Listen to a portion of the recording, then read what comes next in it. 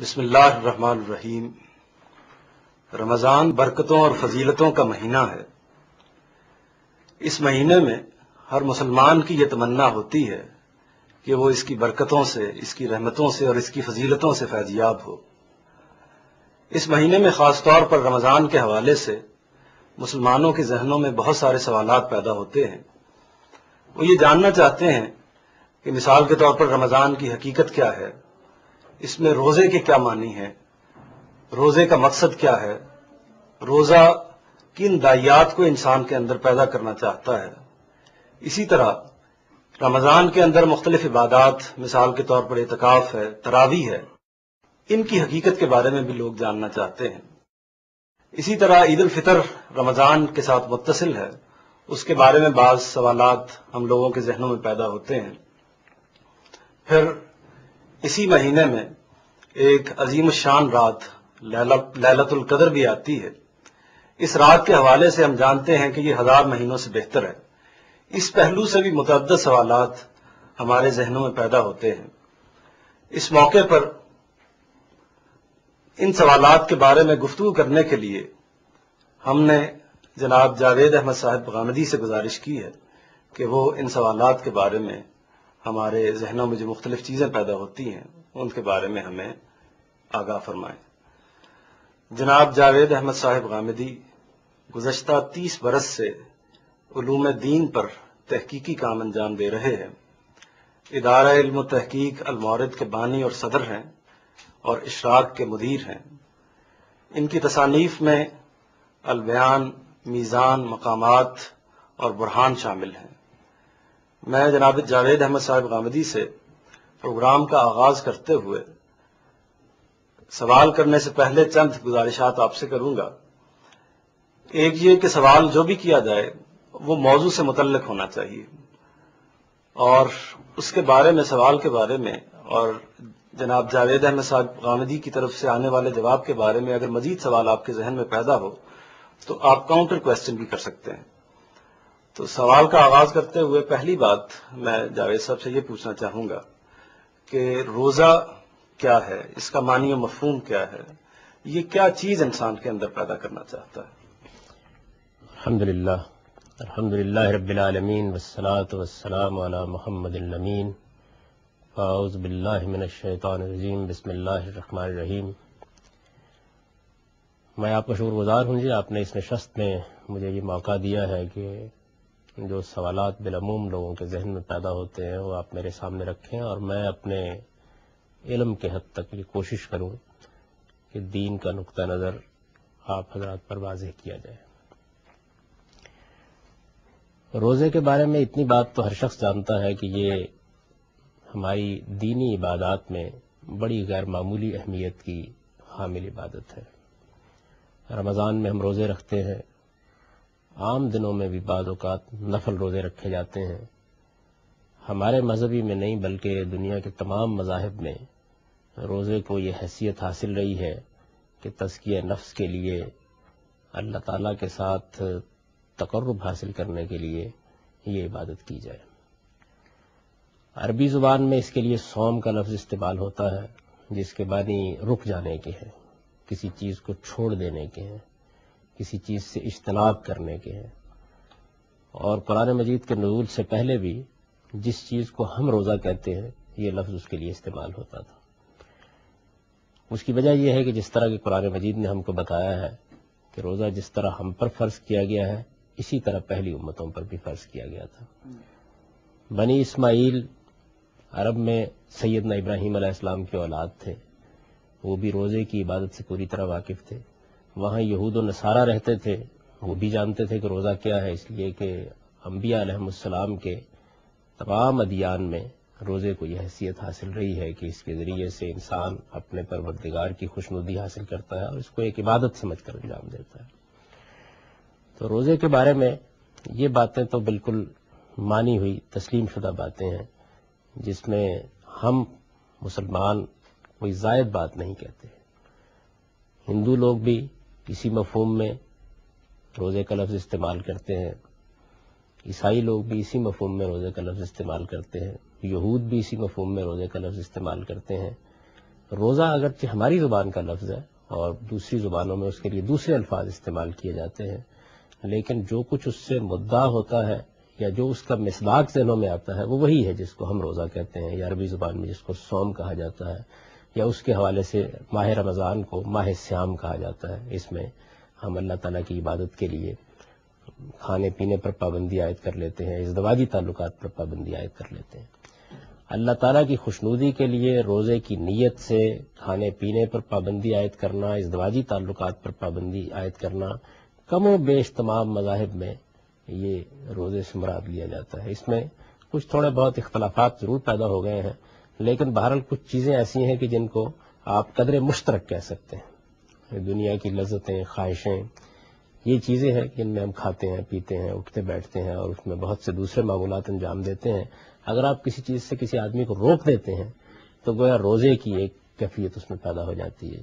اس طرح کہ ہمیں معلوم ہوتا ہے قرآن مجید سے کہ خود یہود کے ہاں بعض اوقات گفتگو اور بات چیت سے رک جانے پر بھی روزے کے لفظ کا اطلاق کیا جاتا تھا۔ اچھا، اوقات کا بھی اس کے اندر معاملہ ہوتا تھا ان کے یہاں؟ دیکھیے، بات یہ ہے کہ صبح سے شام تک آپ روزہ رکھتے ہیں۔ جی، بعض اوقات یہ بھی ہوا کہ لوگوں نے رات کے اوقات میں بھی یہ خیال کیا کہ بعض چیزوں سے اجتناب کرنا چاہیے۔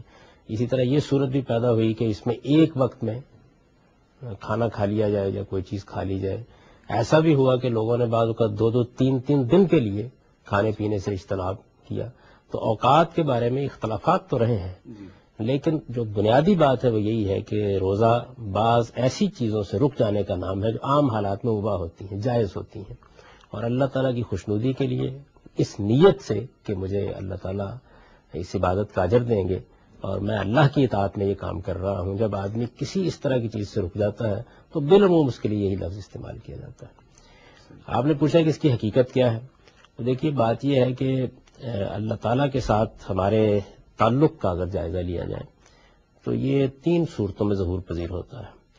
ہم جب اللہ تعالیٰ کو اپنا معبود مانتے ہیں، ہم جب کہتے ہیں کہ منعم حقیقی ہے، جب ہم اس کا اعتراف کرتے ہیں کہ ہمارا خالق ہے، ہمارا مالک ہے، اس نے ہمیں وجود بخشا ہے، تو اس کا ایک لازمی نتیجہ یہ نکلتا ہے کہ اس کی عظمت اور اس کی شان کا ایک غیر معمولی احساس ہمارے اوپر طاری ہو جاتا ہے۔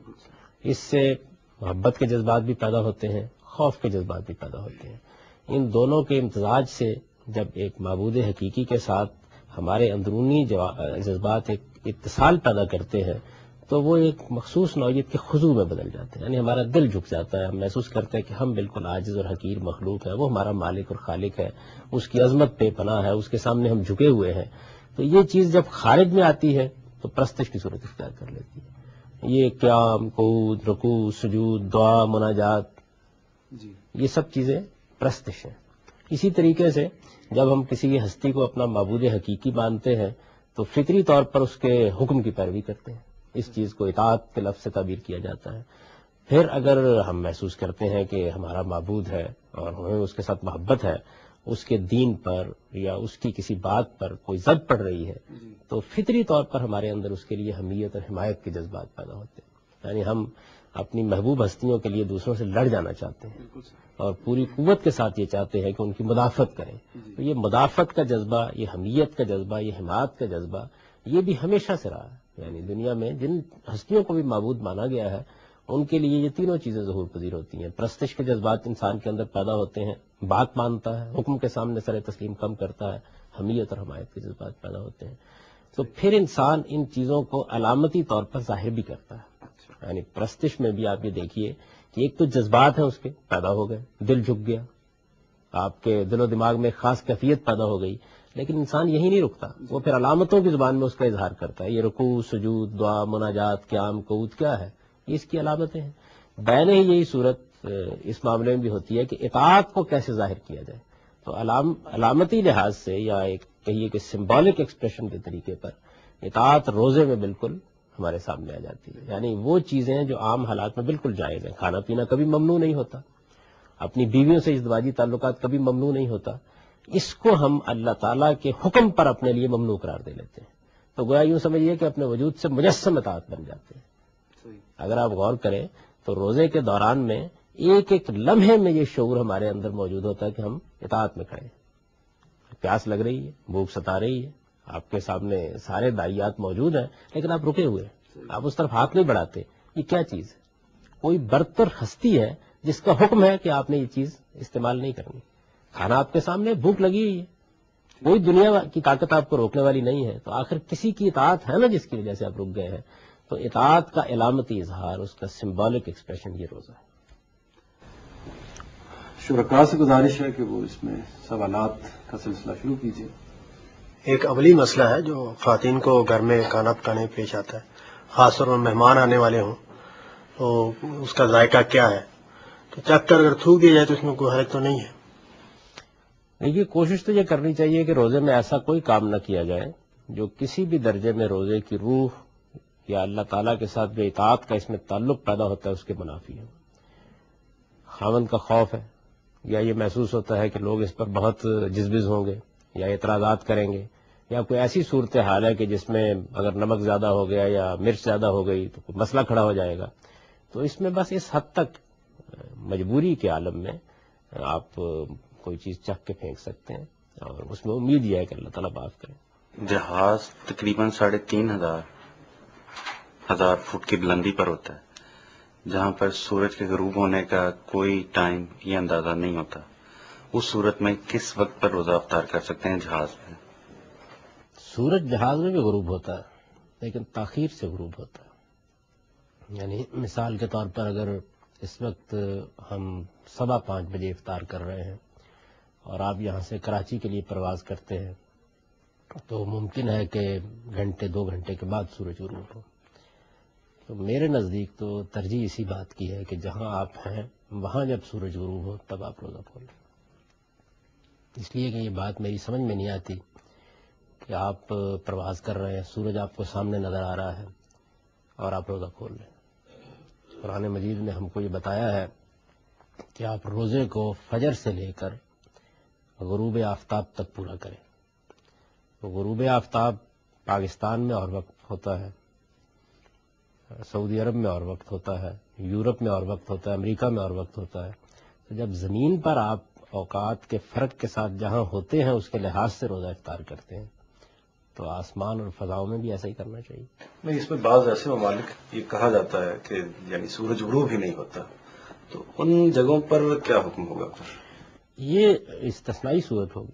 یعنی کسی جگہ پر اگر سورج غروب نہیں ہوتا، واقعی ایسی صورت پیدا ہو جاتی ہے، ورنہ وہاں بھی افق پر آثار نمودار ہوتے رہتے ہیں جی جی، اور 24 گھنٹے سے زیادہ صورتحال پیدا ہو جاتی ہے.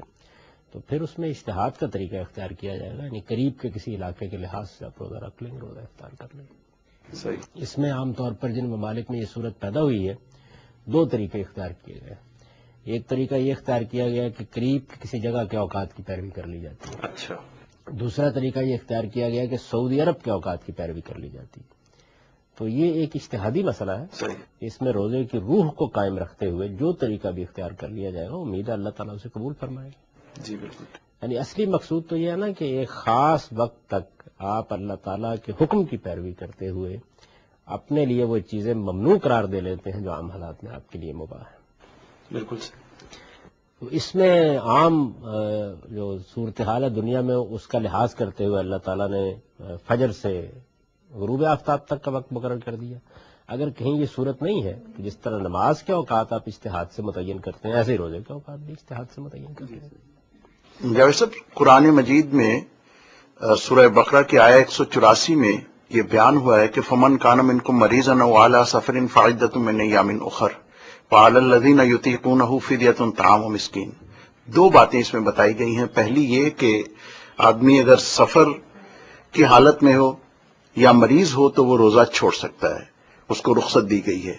اس بارے میں سوال یہ ہے کہ کیا اس طرح کی اگر کوئی دوسری مشکل پیش آ جائے، مثال کے طور پر کسی بچے نے امتحان دینا ہے یا کوئی اسی طرح کا دوسرا کوئی ایسا ابتلا ہو گئی ہے، تو کیا اس صورت میں بھی اسے رخصت دی جا سکتی ہے؟ اور اسی آیت کے جو دوسری بات بیان ہوئی ہے وہ وعلی الذین یطیقونہ فدیۃ طعام مسکین، کہ جو شخص روزے رکھنے کی طاقت رکھتا ہو اس کے باوجود روزہ نہ رکھے تو وہ ایک مسکین کا فدیہ دے کر یا ایک مسکین کو کھانا کھلا کر اس روزے کی تلافی کر سکتا ہے. کیا یہ بات درست ہے؟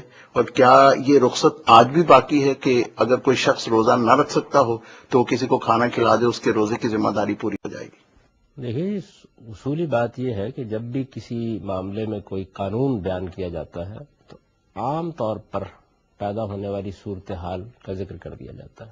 یہی طریقہ قرآن مجید میں اختیار کیا گیا ہے, یہی طریقہ پیغمبر صلی اللہ علیہ وسلم نے بہت سے احکام بیان کرتے ہوئے اختیار کیا ہے, اور اگر قدیم صحائف کا مطالعہ کریں تو اس میں بھی یہی طریقہ اختیار کیا جاتا ہے. یہ بڑا عملی طریقہ ہے, یعنی آپ کسی چیز کو اگر ڈیفائن کرنا چاہیں گے اور بالکل اس کے حدود قیود جامع اور معنی طریقے سے بیان کرنا چاہیں گے تو بہت مشکل ہو جاتا ہے کہ اس کا ابلاغ ہی دوسروں تک ہو سکے.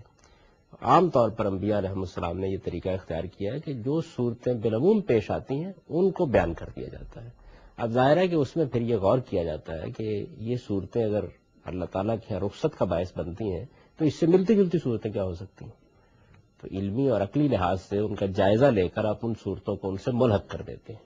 یہ دین کے تمام معاملات میں طریقہ اختیار کیا جاتا ہے, یعنی جن جن صورتوں میں اللہ تعالیٰ نے کوئی قانون سازی کر دی ہے ان میں جب سوال پیدا ہوگا تو ہم یہ دیکھیں گے کہ اس کا باعث کیا ہے, کیا چیز ہے جس کی وجہ سے یہ رخصت دی گئی ہے, مریض کے ساتھ کیا معاملہ ہو جاتا ہے, سفر میں کیا صورتحال ہو جاتی ہے. وہ صورتحال کسی اور شکل میں اگر پیدا ہو جائے گی تو وہاں بھی اسی طرح حکم کا اطلاق ہو جائے گا. چنانچہ ہمارے فقہا نے بھی اسی اصول پر دودھ پلانے والی ماں کے لیے رخصت کا قانون بیان کیا ہے, اسی طرح سے حاملہ عورت کے لیے رخصت کا قانون بیان کیا ہے, پیر فانی کے لیے بوڑھا آدمی ہے اب اس کے اندر کوئی طاقت نہیں ہے روزہ رکھنے کی, اس کے لیے بھی یہی قانون بیان کیا ہے. ایسی بہت سی شکلیں اور بھی پیدا ہو سکتی ہیں, تو ان میں ایک فقیہ اجتہاد کر کے وہی رخصت لوگوں کے لیے بیان کر دے گا. جو چیز مقصود ہے وہ بالکل واضح ہے, یعنی آدمی معذور ہو گیا, اس کے لیے مشکل پیدا ہو گئی, یہ چیز اس کے لیے بڑی مشقت کا باعث بن جائے گی, تو جہاں کہیں اور یہ صورت پیدا ہو رہی ہے وہاں اس حکم کا امتداد آپ کر دیں گے, اس کو پھیلا دیں گے, وہاں تک بھی پہنچا دیں گے. یہ چیز کوئی روزے ہی کے ساتھ خاص نہیں ہے, دین کے تمام احکام میں. دوسرے سوال کا جہاں تک تعلق ہے کہ اللہ تعالیٰ نے یہ فرمایا ہے کہ وہ لوگ جو طاقت رکھتے ہیں, تو میرے نزدیک اس آیت کا مفہوم یہ نہیں ہے, بلکہ اس کا مفہوم یہ ہے کہ جو لوگ ایک مسکین کو کھانا کھلانے کی طاقت رکھتے ہیں, نہ کہ روزہ رکھنے کی طاقت رکھتے ہیں. یعنی اگر کوئی شخص ایک مسکین کو کھانا کھلا سکتا ہے تو اسے چاہیے کہ وہ دوسرے دنوں میں روزے رکھنے کی بجائے فدیے کے طور پر ایک مسکین کو کھانا کھلا دے, یعنی ایک روزے کے بدلے میں ایک مسکین کو کھانا کھلا دے. یہ اجازت اللہ تعالیٰ نے ابتدا میں دی تھی. قرآن مجید سے یہ معلوم ہوتا ہے کہ مریض کو, مسافر کو یہ اجازت دی گئی تھی کہ وہ باقی روزے پورے کرنے کی بجائے ایک مسکین کو کھانا کھلا دے ہر روزے کے بدلے میں. بعد میں یہ اجازت قرآن مجید سے معلوم ہو جاتا ہے کہ ختم کر دی گئی, اور اس کی وجہ بالکل واضح ہے, سمجھ میں آتی ہے کیا وجہ ہے. ظاہر ہے کہ لوگوں کو بھی آپ نے روزے کا, اللہ تعالیٰ کے حکام کا عادی بنانا ہے. لوگ رمضان میں روزہ رکھنا بہت آسان ہوتا ہے. ابھی بھی آپ دیکھیے سارا گھر روزے رکھ رہا ہے, سب لوگ اس میں شامل ہیں. یہ ایک خاص موسم ہے جس میں گویا آپ ایک کام انجام دے رہے ہیں, تو اس میں روزہ رکھنا بہت آسان ہوتا ہے. آپ کے میرے بھی روزے اگر کسی وقت خدا نخواستہ چھوٹ جائے تو آپ اندازہ کر لیجیے کہ بعد میں یہ روزے رکھنے آسان کام نہیں ہوتا ہے, مشکل کام ہوتا ہے. تو ایک مشکل ماحول بنا, ایک پورا ماحول بنا ہوتا ہے رمضان میں. اس مشکل صورتحال کی وجہ سے شروع میں لوگوں کو یہ اجازت دی گئی کہ وہ روزہ رکھنے کے بجائے, یعنی بعد میں جو روزے چھوٹ گئے ہیں, کسی مریض کے چھوٹ گئے ہیں, مسافر کے چھوٹ گئے ہیں, یا کسی خاتون کے اپنے ایام کی پابندی کی وجہ سے چھوٹ گئے ہیں, تو ان روزوں کے بدلے میں وہ ایک مسکین کو کھانا کھلا کر اس کا فدیہ دے دیں. یہ اجازت اللہ تعالیٰ نے, جیسے ہی لوگ اس کے عادی ہو گئے, مشقت اٹھانے کے لیے تیار ہو گئے, انہوں نے دین کے احکام کے ساتھ اپنی مناسبت پیدا کر لی, بس اس کے بعد ختم کر دی. سر, یہ قرآن مجید میں بیان ہوا ہے کہ رمضان وہ مہینہ ہے جس میں قرآن نازل ہوا. یہ محض اتفاق ہے یا کسی خاص حکمت عملی کے تحت اس مہینے کو سلیکٹ کیا گیا ہے؟ اور اس کے ساتھ ہی یہ سوال بھی پیدا ہوتا ہے کہ روزے کا مقصد تقویٰ ہے, جیسا کہ سورۃ بقرہ میں بیان کیا گیا ہے, مگر تقوی کا اور نزول قرآن کا آپس میں کیا تعلق بنتا ہے, میں یہ جاننا چاہتی ہوں. اللہ تعالیٰ نے نزول قرآن کے لیے رمضان کے مہینے کا انتخاب کیا. اس کی وجہ خود قرآن مجید سے واضح ہو جاتی ہے کہ اس مہینے میں وہ مقدس رات آئی, وہ غیر معمولی اہمیت کی رات آئی, عظمت والی رات آئی جسے ہم لیلۃ القدر کہتے ہیں. تو قرآن کا نزول اس مہینے میں شروع ہوا. اگر آپ بالکل منطقی ترتیب قائم کریں تو یوں سمجھ لیجئے کہ اللہ تعالیٰ نے ایک رات مقرر کر رکھی ہے جس میں وہ فیصلوں کی تنفیذ کرتے ہیں, امور مہمہ کو دنیا تک پہنچاتے ہیں, فرشتے اس میں نازل ہوتے ہیں, جبریل امین اللہ کے حکام لے کر نازل ہوتے ہیں. قرآن نے اس کی تفصیل بتائی ہے. یہ رات رمضان میں آ رہی تھی. جب یہ رات رمضان میں آئی اور اسی رات میں تمام ایسے اہم امور انجام دیے جاتے ہیں. اسی رات کو منتخب کیا گیا کہ اس میں قرآن نازل کیا جائے. تو اب لیلۃ القدر کی وجہ سے رمضان کا انتخاب ہوا، اور جب رمضان میں قرآن نازل ہو گیا تو پھر اس کے بعد اس مہینے کو اللہ نے روزوں کے لیے خاص کر دیا. اس کی وجہ کیا ہوئی؟ اس کی وجہ وہ ہے جو آپ نے اپنے اگلے سوال میں سامنے رکھی ہے. یعنی روزے کا مقصد بھی تقویٰ ہے، اور قرآن مجید کی پوری دعوت کو بھی اگر آپ دیکھیں تو اس کو تقوی کے لیے، یعنی ہم اللہ تعالیٰ سے ڈرنے والے بن جائیں، اللہ تعالیٰ کی عظمت کا شعور ہمارے دل و دماغ میں جاگزیں ہو جائے، ہم اس کے حدود کی پابندی کرنے لگ جائیں، جن چیزوں سے اس نے روکا ہے ان سے رکنے کے لیے تیار ہو جائیں، جن چیزوں کی اس نے رغبت دلائی ہے ان کی طرف آگے بڑھنے کے لیے تیار ہو جائیں. تو یہ چیز تقویٰ ہے، یعنی اللہ سے ڈر کر زندگی بسر کرنا، اللہ سے اندیشہ ناک ہو کر زندگی بسر کرنا، اللہ تعالیٰ کے حضور میں جواب دہی کے احساس کے ساتھ زندگی بسر کرنا. اس چیز کو قرآن پیدا کرنا چاہتا ہے. قرآن اسی کی دعوت لے کے آیا ہے. یعنی وہ آپ کو کس بات کی دعوت دیتا ہے؟ یہی دعوت دیتا ہے کہ یہ دنیا ایک عارضی دنیا ہے، آپ کو ایک دن اپنے مالک کے حضور میں پیش ہونا ہے، اس پیشی کے موقع کے اوپر آپ کو اپنے اعمال کے لیے جواب دہ ہونا ہے، اپنے علم و عمل کا سارا حساب پیش کرنا ہے. اس موقع پر چونکہ آپ کو اللہ تعالیٰ کے سامنے حاضر ہونا ہے تو یہاں محتاط ہو جائیے. ایسا نہ ہو کہ آپ کوئی ایسا کام کریں جس پر گرفت ہو جائے، کوئی ایسی بات مانیں جو اللہ کو پسند نہ ہو، کوئی ایسا عمل کر ڈالیں کہ جو اللہ تعالیٰ کی خوشنودی کا باعث نہ بنتا ہو. تو یہ چیز ہے جو قرآن پیدا کرنا چاہتا ہے ہمارے اندر. اسی کو قرآن اپنی اصطلاح میں تقوی سے تعبیر کرتا ہے. یعنی انسان اللہ تعالیٰ کے حدود کا احساس کر کے ان کی پابندی کرتے ہوئے زندگی بسر کرے. اب رمضان کے بارے میں یا روزے کے بارے میں اللہ تعالیٰ نے یہ بتایا ہے کہ اس کا مقصد ہی تقوی پیدا کرنا ہے. تو اس کے معنی یہ ہوئے کہ قرآن کی دعوت بنیادی طور پر جو چیز ہمارے اندر پیدا کرنا چاہتی ہے، روزہ اصلاً اسی مقصد کے لیے فرض کیا گیا ہے. تو یہ باہمی مناسبت ہے جس کی وجہ سے پھر اسی مہینے کو روزوں کا مہینہ بنا دیا گیا، تاکہ قرآن مجید کا مقصد بھی سامنے رہے اور اس کی تیاری کا مہینہ بھی یہ بن جائے. اس سے بہتر شاید قرآن مجید کے نزول پر اللہ تعالیٰ کی شکر گزاری کا کوئی طریقہ نہیں ہو سکتا. یعنی جس مقصد کو سامنے رکھ کر قرآن نازل کیا گیا ہے وہی چیز اپنے اندر پیدا کرنے کے لیے ہم روزے رکھ رہے ہیں، اور یہ گویا اللہ تعالیٰ کی اس ہدایت پر شکر گزاری ہے. قرآن نے اس کو بیان بھی کیا ہے کہ اللہ نے تم کو ہدایت دی لتکبر اللہ علی ما ہداکم، یعنی اللہ نے تم کو ہدایت دی اس قرآن مجید کے ذریعے سے، اس پر اس کی بڑائی بیان کرو. اور اس کی شکر گزاری، اس کی بڑائی بیان کرنے کا اس سے اچھا کوئی طریقہ نہیں ہے کہ گویا اس کی عظمت کے اعتراف میں آپ مجسم اطاعت بن گئے اس مہینے میں. اچھا، اس میں یہ ایک سوال مزید پیدا ہوتا ہے نزول قرآن کے حوالے سے کہ قرآن مجید ظاہر ہے کہ ہم جانتے ہیں کہ 23 سال کے یا کم بیش عرصے میں نازل ہوا ہے.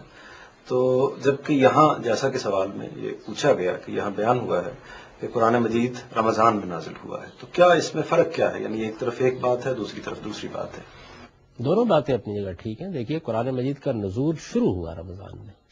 تو عربی زبان میں فعل ایسے موقعوں پر کسی چیز کی پدا کرنے کے معنی میں استعمال ہو جاتے ہیں، ہماری زبان میں بھی استعمال ہوتے ہیں.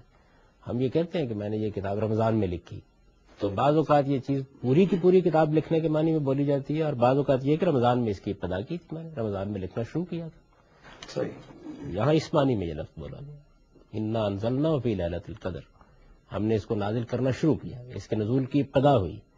قرآن مجید نازل ہوا، یہ اس کے اس بعض پر اطلاق کیا جا رہا ہے جو اس وقت نازل ہو گئی. اچھا، صحیح. یہ نفلی روزے سال میں ہم جب چاہے رکھ سکتے ہیں، کوئی ایسے دن بھی ہیں جن میں یہ ممنوع ہے کہ روزہ نہ رکھا جائے؟ سال میں جب چاہے آپ نفلی روزے رکھ سکتے ہیں. عرفہ کے دن روزہ رکھنا پسند نہیں کیا گیا، عید کے دن روزہ رکھنا پسند نہیں کیا گیا. عرفہ کا دن وہ ہے جس میں آپ میدان عرفات میں وقوف کر رہے ہوتے ہیں. اس میں چونکہ حج کی غیر معمولی مشقت ہوتی ہے، اگرچہ رسول اللہ صلی اللہ علیہ وسلم نے عرفہ کے دن کے روزے کی بڑی فضیلت بیان کی ہے، لیکن وہاں حاجی یہ روزہ نہیں رکھتے اور اس کو پسند بھی نہیں کیا گیا. عام حالات میں آپ یہاں رکھ سکتے ہیں، اس لیے کہ یہاں تو آپ حج نہیں کر رہے ہوتے، لیکن حج کی مشقت کی وجہ سے وہاں حضور نے اس کو پسند نہیں کیا. اس کی فضیلت بیان کی، لیکن اس کے باوجود نہ خود رکھا، اور صحابہ کرام نے جب جاننے کی کوشش کی تو معلوم ہوا کہ نہیں، اس میں آپ نے پسند نہیں کیا روزہ رکھنا. عید کے دنوں میں روزہ نہیں رکھنا چاہیے. اسی طرح حضور نے اس بات کو پسند نہیں کیا کہ جمعے کے دن کو روزے کے لیے خاص کر لیا جائے. اس کی وجہ سمجھ میں آتی ہے یہ کہ یہ چیز تھوڑی عرصے میں بدعت بن جاتی ہے. جی سر. یعنی جمعے کے دن کو چونکہ خاص تقدس حاصل ہے تو اس وجہ سے یہ اندیشہ تھا. باقی آپ جب چاہیں نفل روزے رکھ سکتے ہیں. یہ بھی کہا جاتا ہے کہ یعنی کسی روایت کے حوالے سے کہ عید کے دن شیطان کا روزہ ہوتا ہے، کیا یہ تعبیر ہے اس بات؟ یہ اس بات کی تعبیر ہے جو لوگوں نے کر لی ہے. اچھا. ورنہ اصل بات وہی ہے کہ عید کے دن روزہ رکھنا بالکل ہی ایک بیہودہ بات ہو جائے گی. آپ خوشی منا رہے ہیں, آپ کھا پی رہے ہیں, افطار کیا ہے آپ نے, روزہ رمضان کا پورا مہینہ آپ نے گزارا ہے. یا اسی طریقے سے اگر عید الاضحیٰ ہے تو قربانی کی عید ہے, اس میں اللہ تعالیٰ کہتے ہیں کہ اب تم نے قربانی کی ہے تو کھاؤ کھلاؤ, اس موقع پر اب روزہ رکھ کے بیٹھ جائیں. جاوید صاحب, میرا سوال نماز تراویح کی ریفرنس سے ہے کہ اس کی روزوں میں کیا حیثیت ہے اور اس کی سٹینڈنگز اسلام میں کیا ہیں, کہ کتنی تراویح ہمیں پڑھنی چاہیے تراویح کی نماز, اور یہ کیا نفلی عبادت ہے یا واجب یا فرض, اور اس میں کتنا قرآن پاک کی تلاوت کتنی کرنی چاہیے, اور نبی پاک نے اس کو کس طرح سے ادا کیا؟ رسول اللہ صلی اللہ علیہ وسلم جیسے ہم 5 نمازیں پڑھتے ہیں, اس کے ساتھ ایک زائد نماز پڑھتے تھے جس کو تہجد کی نماز کہا جاتا ہے. قرآن مجید میں یہ بتایا گیا ہے کہ یہ نماز آپ پر فرض کی گئی تھی. سورہ بنی اسرائیل میں اللہ تعالیٰ کا ارشاد ہے کہ یہ 5 نمازیں تو لوگ پڑھیں گے ہی, آپ تہجد کے وقت اٹھ کر ایک اور نماز بھی پڑھیں, نافلۃ لک, یہ آپ کے لیے ایک زائد نماز ہے. اس نماز کے بارے میں سورہ مزمل میں بھی خاص تاکید کی گئی اور یہ بتایا گیا کہ جو ذمہ داری آپ پر ڈالی جا رہی ہے اس ذمہ داری سے کما حق ہو دبرا ہونے کے لیے آپ کو تہجد کا اہتمام کرنا چاہیے. اس قیام اللیل بھی کہتے ہیں, یعنی رات کے وقت کھڑے ہو کر اللہ تعالیٰ کی عبادت کی جائے. تو رسول اللہ صلی اللہ علیہ وسلم یہ نماز بالعموم پڑھتے تھے, یعنی کیونکہ آپ پر یہ نماز فرض تھی تو کسی عذر کے بغیر تو آپ کبھی نہیں چھوڑتے تھے اس کو. حضور نے ایک رمضان میں یہ بتایا جاتا ہے کہ اپنے حجرے سے باہر نکل کر نماز پڑھنا شروع کر دی. اس میں تلاوت ذرا بلند آواز سے کی جاتی ہے. لوگ بالعموم اس زمانے میں مسجد میں بھی رات میں بیٹھے ہوئے تھے عبادت کرنے کے لیے. جب انہوں نے دیکھا کہ حضور اپنے حجرے سے باہر آ گئے ہیں اور آپ نے نماز باہر آ کے پڑھنا شروع کر دی ہے تو وہ پیچھے نماز پڑھنے لگ گئے. اگلے دن اور زیادہ لوگ جمع ہو گئے, اس سے اگلے دن اور زیادہ لوگ جمع ہو گئے. یہ تہجد کے وقت میں حضور نے پڑھی ہے. چنانچہ بخاری کی روایت میں فی جوف اللیل کے الفاظ ہیں, یعنی آپ نے اپنے اعتکاف کے لیے ایک بوریے کا حجرہ سا بنایا ہوا تھا اس سے باہر نکلے, اور اس سے باہر نکل کر آپ نے آدھی رات کے وقت جب آپ تہجد پڑھتے تھے یہ نماز پڑھنا شروع کر دی. یعنی یہ کوئی عشاء کے بعد حضور نے نہیں پڑھی. تو لوگ جمع ہو گئے. جب 3 دن لوگ جمع ہوئے اور چوتھے دن پھر دیکھا کہ مسجد بھر گئی ہے, ادھر ادھر خبر پھیل گئی کہ حضور کے پیچھے ہم نماز پڑھ رہے ہیں, ظاہر ہے کہ بڑی سعادت کی بات تھی, تو زیادہ لوگ جمع ہو گئے, مسجد پوری بھر گئی لوگوں سے. حضور باہر تشریف نہیں لائے. تو آپ نے فجر کے وقت جب آپ نماز پڑھانے کے لیے آئے تو لوگوں سے یہ کہا کہ مجھے اس بات کا اندیشہ ہوا, مجھے معلوم تھا کہ تم سب لوگ آئے ہوئے ہو, لیکن مجھے اندیشہ ہوا کہ یہ کہیں تم پر فرض ہی نہ کر دیا. یعنی مجھ پر تو فرض ہے ہی, لیکن تمہارا اشتیاق دیکھ کر اللہ تعالیٰ یہ کہیں کہ ٹھیک ہے ان لوگوں کو بھی یہ نماز لازمن پڑھنی چاہیے, پھر تم اس کا حق نہیں ادا کر سکو گے. یہ واقعہ رمضان ہی جی رمضان ہی کے بعد رمضان کے مہینے میں ہی ہوگا. تو رمضان کے مہینے میں ہی چونکہ لوگوں میں عبادت کا بہت شوق بھی پیدا ہو جاتا ہے, تو اس وجہ سے فطری طور پر لوگ زیادہ اشتیاق کے ساتھ اکٹھے بھی ہوئے رمضان میں. تو حضور نے اس کے بعد لوگوں کو یہ توجہ دلائی اور بس معاملہ ختم ہو گیا. لوگ اپنے طریقے پر یہ نماز پڑھتے رہے. حضور صلی اللہ علیہ وسلم کے بارے میں یہ معلوم ہوتا ہے کہ بعض لوگوں نے آپ سے تہجد کی نماز کے بارے میں یہ پوچھا کہ کیا ہم اس کو عشاء کے ساتھ ملا کے پڑھ سکتے ہیں, کیونکہ بہت سے لوگ ایسے ہوتے ہیں جن کے لیے نیند توڑ کر اٹھنا مشکل ہوتا ہے. یعنی یہ سوال تہجد کی نماز کے بارے میں کیا گیا. تو حضور نے کہا کہ ہاں ٹھیک ہے تم عشاء کے بعد پڑھ سکتے ہو. جن لوگوں کو یہ اندیشہ ہو کہ وہ اٹھ نہیں سکیں گے وہ عشاء کے فوراً بعد تہجد پڑھ لیا کریں. یہ جس کو آپ وتر کہتے ہیں یہ اصل میں تہجد ہی کی نماز ہے. اچھا. تو لوگوں نے عشاء کے بعد بھی نماز پڑھنا شروع کر دی. حضور کے بعد بھی لوگ عشاء کے بعد پڑھتے رہے, کچھ لوگ صبح کے وقت اٹھ کے پڑھتے رہے, کچھ لوگ مسجد میں آگے پڑھنے لگ گئے. کچھ لوگوں نے یہ خیال کیا کہ چونکہ اس میں ہمیں قرآن زیادہ سے زیادہ پڑھنا ہوتا ہے اور یہ بات معلوم ہوتی ہے قرآن مجید سے کہ اللہ تعالیٰ کو اس میں قرآن زیادہ پڑھنا بہت پسند ہے, تو انہوں نے جن لوگوں کو زیادہ قرآن یاد تھا ان کی اقتداء میں ان کو امام بنا کے نماز پڑھنا شروع کر دی. مسجد نبوی میں یہ صورتحال رہتی تھی, لوگ گھروں میں پڑھ رہے ہیں, لوگ مسجد میں بھی آ گئے ہیں. مسجد میں آگے کوئی اکیلے پڑھ رہا ہے, کوئی کسی امام کے پیچھے پڑھ رہا ہے. سیدنا عمر رضی اللہ عنہ نے یہ محسوس کیا کہ یہ ٹھیک نہیں ہے, اس سے قرآن مجید کے ساتھ بھی کچھ بے ادبی کا سا انداز ہو جاتا ہے, منازعت سی ہو جاتی ہے. ایک آدمی قرآن پڑھ رہا ہے, دوسرا بھی قرآن پڑھ رہا ہے. قرآن مجید کے بارے میں اللہ تعالیٰ نے ہم کو یہ ادب سکھایا ہے کہ جب وہ پڑھا جائے تو سنا جائے اس کو. تو اس خیال سے کہ یہ قرآن مجید کے ادب کے خلاف ہے, انہوں نے یہ کہا کہ اگر تم یہ پڑھنا ہی چاہتے ہو تو ایسے کرو کہ ایک آدمی کو امام مقرر کر لو. چنانچہ انہوں نے ایک صاحب کو اس کا امام مقرر کر دیا. اب ظاہر ہے کہ جب امام مقرر کیا جائے گا تو پھر لوگ یہ خیال کریں گے کتنی رکعتیں پڑھی جائیں. یہ معلوم ہوتا ہے کہ رسول اللہ صلی اللہ علیہ وسلم سے اس کی زیادہ رکعتوں کی اجازت لوگوں کو معلوم تھی. تو اس زمانے میں یہ بیان کیا جاتا ہے کہ لوگ 23 رکعتیں پڑھنے لگ گئے. وہی 23 رکعتیں جو ہمارے یہاں زیادہ تر رائج ہو گئی ہیں. خود رسول اللہ صلی اللہ علیہ وسلم کے بارے میں یہ معلوم ہے، اور سیدہ عائشہ نے اس کو بیان بھی کیا ہے کہ آپ بالعموم اس نماز کی 11 سے زیادہ رکعتیں نہیں پڑھتے تھے. یعنی آپ کا اپنا عمل یہی تھا، لیکن اس کی اجازت لوگوں کو رہی. کم جن لوگوں کو قرآن یاد تھا انہوں نے یہ پوچھا ہوگا حضور سے کہ ہم اس کی رکعتیں بڑھا لیں، تو آپ نے اس کی اجازت دے دی. صحابہ کرام کے عمل سے معلوم ہوتا ہے کہ اس کی اجازت ان کے علم میں تھی، زیادہ سے زیادہ رکعتیں لوگ پڑھنے لگ گئے. بعد کے زمانوں میں مدینے میں معلوم ہوتا ہے کہ لوگ 39 تک اور 41 تک یا اس سے بھی زیادہ رکعتیں پڑھتے رہے. تو اس کی کوئی پابندی نہیں ہے. قرآن مجید ختم کرنا یہ بھی ضروری نہیں ہے.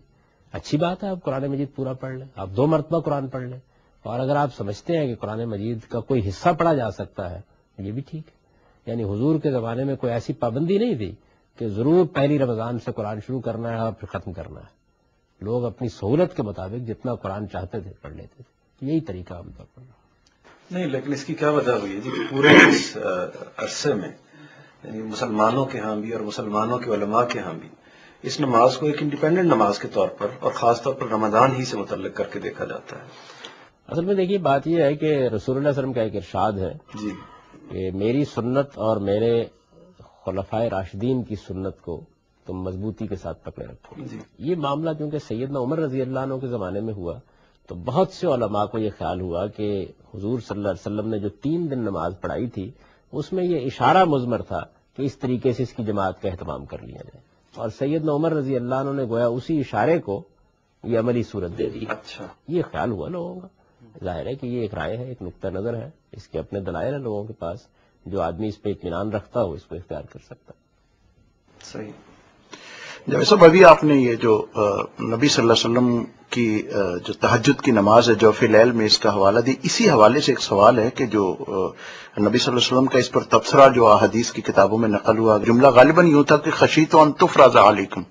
اس سے جو استدلال کیا جاتا ہے وہ یہ ہے کہ چونکہ نبی صلی اللہ علیہ وسلم موجود تھے، ان کی موجودگی میں وحی آ رہی تھی، تو یہ امکان موجود تھا کہ اگر مسلمان پڑھیں جیسا کہ آپ نے فرمایا تو ان کے ذوق و شوق کو دیکھتے ہوئے اللہ تعالیٰ اس کو لازم کر دیں.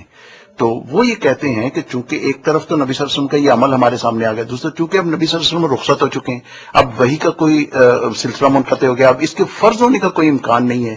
چونکہ وہاں پر علت جو بیان کی گئی تھی اس کو چھوڑنے کی وہ اس کے فرض ہونے تھی، چونکہ اب فرض ہونے کا کوئی امکان نہیں ہے لہٰذا اب اس کو جاری کیا جا سکتا ہے. اس بارے میں آپ کی کیا رائے ہے؟ تو تہجد کی نماز اب مسلمان جانتے ہیں کہ ایک نفل نماز ہے، اس وجہ سے وہ تہجد کے وقت میں پڑھیں، وہ عشاء کے بعد پڑھیں، اہتمام کے ساتھ پڑھیں، اس سے کوئی فرق نہیں پڑتا. اصلی چیز یہ ہے کہ یہ نماز حقیقت میں ہے کیا. نماز کیا کوئی الگ نماز ہے جو رمضان میں لوگوں کے لیے نبی صلی اللہ علیہ وسلم نے مشروع فرمائی ہے، یا یہ تہجدی کی نماز ہے جس کو آپ عشاء کے بعد بھی پڑھ سکتے ہیں؟ یہ ہے اصل اختلاف. یہ نہیں ہے کہ پڑھی جائے گی یا نہیں پڑھی جائے گی، پڑھی تو جائے گی اس لیے کہ نفل نماز ہے، بڑی خیر و برکت کی نماز ہے. اب اختلاف صرف یہ رہ جائے گا کہ یہ اصل میں کوئی زائد نماز ہے، تہجد کی نماز الگ ہے اور یہ نماز الگ ہے، یا یہ وہی نماز ہے جس کا جی چاہے وہ تہجد کے وقت پڑھ لے اور جس کا جی چاہے وہ عشاء کے فوراً بعد پڑھ لے. تو یہ اختلاف ہے. اس وجہ سے اگر یہ بات سمجھ لی جائے، یعنی اس کی یہ حقیقت اچھی طرح ذہن نشین کر لی جائے، تو پھر کسی بحث کا کوئی سوال باقی نہیں رہتا. یعنی نہ عشاء کے بعد پڑھنے والے کو آپ یہ کہہ سکتے ہیں کہ وہ غلط کام کر رہا ہے. میں نے تو عرض کر دیا کہ حضور صلی اللہ علیہ وسلم سے اس کی اجازت روایتوں میں صراحت کے ساتھ بیان ہوئی ہے. یعنی یہ بیان ہوا ہے تہجد کی نماز کے بارے میں کہ لوگوں نے پوچھا کہ ہم اس کو عشاء کے بعد پڑھ سکتے ہیں، آپ نے فرمایا کہ ہاں پڑھ سکتے ہیں، کوئی مسئلہ نہیں.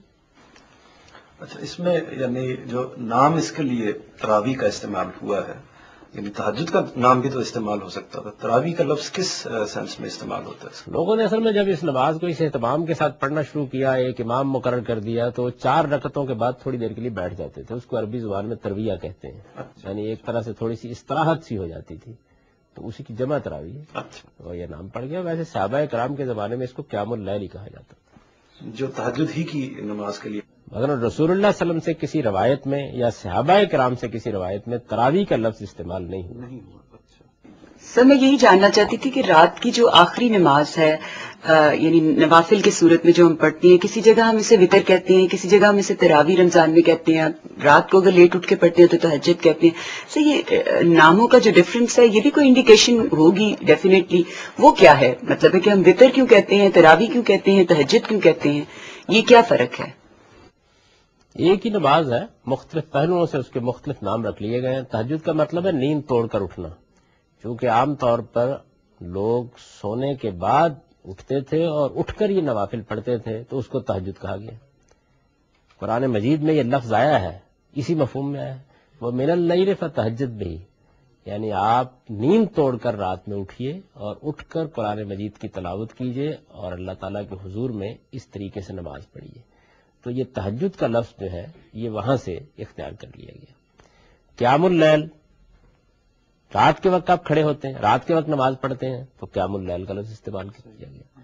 اچھا، یہ لفظ بھی قرآن مجید سے اخذ کیا گیا ہے۔ سورہ مزمل میں جہاں رسول اللہ صلی اللہ علیہ وسلم کو اس کا حکم دیا گیا ہے، وہاں یہ قم اللیل الا قلیلا، تو اس سے قیام اللیل کی تعبیر اختیار کر لی گئی، رات کے وقت کا قیام۔ یہ لفظ بھی گویا یوں سمجھیے کہ ایک خاص قرآن مجید کے اسلوب سے اخذ کر کے لوگوں نے اس نماز کے لیے اختیار کر لیا ہے۔ ایسا ہی معاملہ تراویح کا، جیسے میں نے آپ سے عرض کیا کہ جب بعد کے زمانے میں لوگوں نے خاص طریقے سے 4 رکعتوں کے بعد بیٹھنا شروع کیا اور پھر اس میں ترویحیں یعنی گویا راحت کے کچھ وقفے آنے شروع ہو گئے، تو اس کی جمع تراویح یہ لفظ استعمال ہونے لگ گئی۔ ایسا ہوتا ہے، انسان کا معاملہ یہ ہے کہ وہ مختلف چیزوں کو مختلف زاویوں سے نام دیتا چلا جاتا ہے۔ وطر، کیونکہ یہ نماز ہمیشہ طاق پڑھی جاتی ہے تو اس لیے اس کو وطر بھی کہہ لیتے ہیں۔ یعنی جس طرح آپ مغرب کی نماز ہمیشہ طاق پڑھتے ہیں، وہ کبھی جفت نہیں پڑھی جاتی، 4 رکعت نہیں پڑھی جاتی، کبھی بھی 3 رکعت پڑھی جاتی ہے۔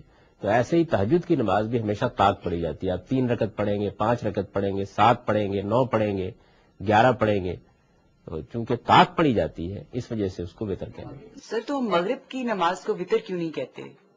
مغرب کی نماز کو بھی وطر ہی کہتے ہیں، چنانچہ حدیث میں نے جیسے کہ عرض کیا، یہ بیان کیا گیا ہے کہ یہ دن کے وطر ہے۔ روزے کی حالت میں روزہ بہلانے کے لیے یہ عادتاً آدمی مختلف تفریح میں شاغل، فلم دیکھ لی، شطرنج کھیل لی، کبوتر بازی، پتنگ بازی، گپ شپ، اس طرح کے بہت سارے مشاغل اختیار، اس کا روزے پر کیا اثر پڑتا ہے اور ان سے بچنے کے لیے کیا کرنا ہے؟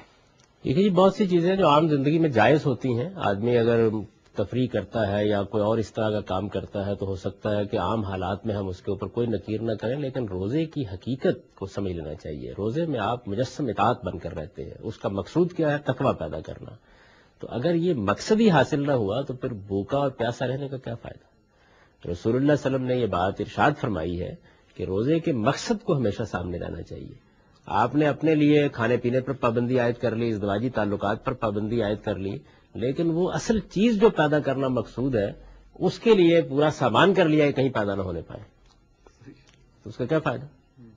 یعنی آدمی جھوٹ بول رہا ہے روزہ کھول کر، آدمی دھوکہ دے رہا ہے لوگوں کو روزہ کھول کر، آدمی غیبت کر رہا ہے روزہ کھول کر، اور اسی طرح سے لغو چیزوں میں اپنے آپ کو مصروف کیے ہوئے ہیں۔ مقصد تو یہ تھا کہ اس میں زیادہ سے زیادہ اللہ کی اطاعت کا شعور اس کے اندر راسخ ہوتا، وہ اس وقت کو بہترین چیزوں میں، بہترین کاموں میں استعمال کرتا، نماز پڑھتا، قرآن پڑھتا، نوافل پڑھتا، اپنے علم میں اضافہ کرتا، تو روزے کا اصلی مقصود بالکل اس سے باطل ہو جاتا ہے۔ یعنی یہ چیزیں عام حالات میں جائز ہو سکتی ہیں، جائز اور ناجائز ہونے کا سوال نہیں ہے۔ کھانا پینا بھی عام حالات میں جائز ہے، سوال یہ ہے کہ رمضان میں آپ نے کھانے پینے پر تو پابندی عائد کر لی، ایک بالکل مباح چیز جو کسی حال میں ناجائز نہیں ہوتی اس پر پابندی عائد کر لی اور اپنے آپ کو لغویات میں مصروف کر لیا، تو پھر کیا چیز پیدا ہوئی؟ یعنی روزے کا شعور ہی ختم ہو گیا، احساس ہی ختم ہو گیا۔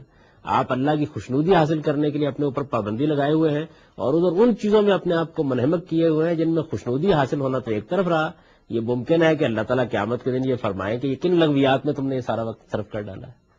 تو روزے کا اصلی مقصود سامنے رہنا چاہیے، یعنی روزہ ایک عبادت ہے، عبادت کے دوران میں آپ کو عبادت کی کیفیت میں رہنا چاہیے۔ صبح سے لے کے شام تک یہ محض ایک نہ کھانے پینے کا عمل نہیں ہے، آپ کہتے ہیں نا عبادت ہے اللہ تعالیٰ کی، سوال یہ ہے کہ آپ نماز میں کھڑے ہوتے ہیں تو کچھ پابندیاں اپنے اوپر عائد کرتے ہیں نا۔ حضور نے بھی یہ فرمایا کہ نماز میں اللہ تعالیٰ سے دعا کرو، مناجات کرو، تسبیح کرو، اللہ کی تحلیل کرو، کوئی اور اچھی بات جو تمہارے ذہن میں اللہ تعالیٰ کے لیے آئے، اس کے لیے نماز ہے۔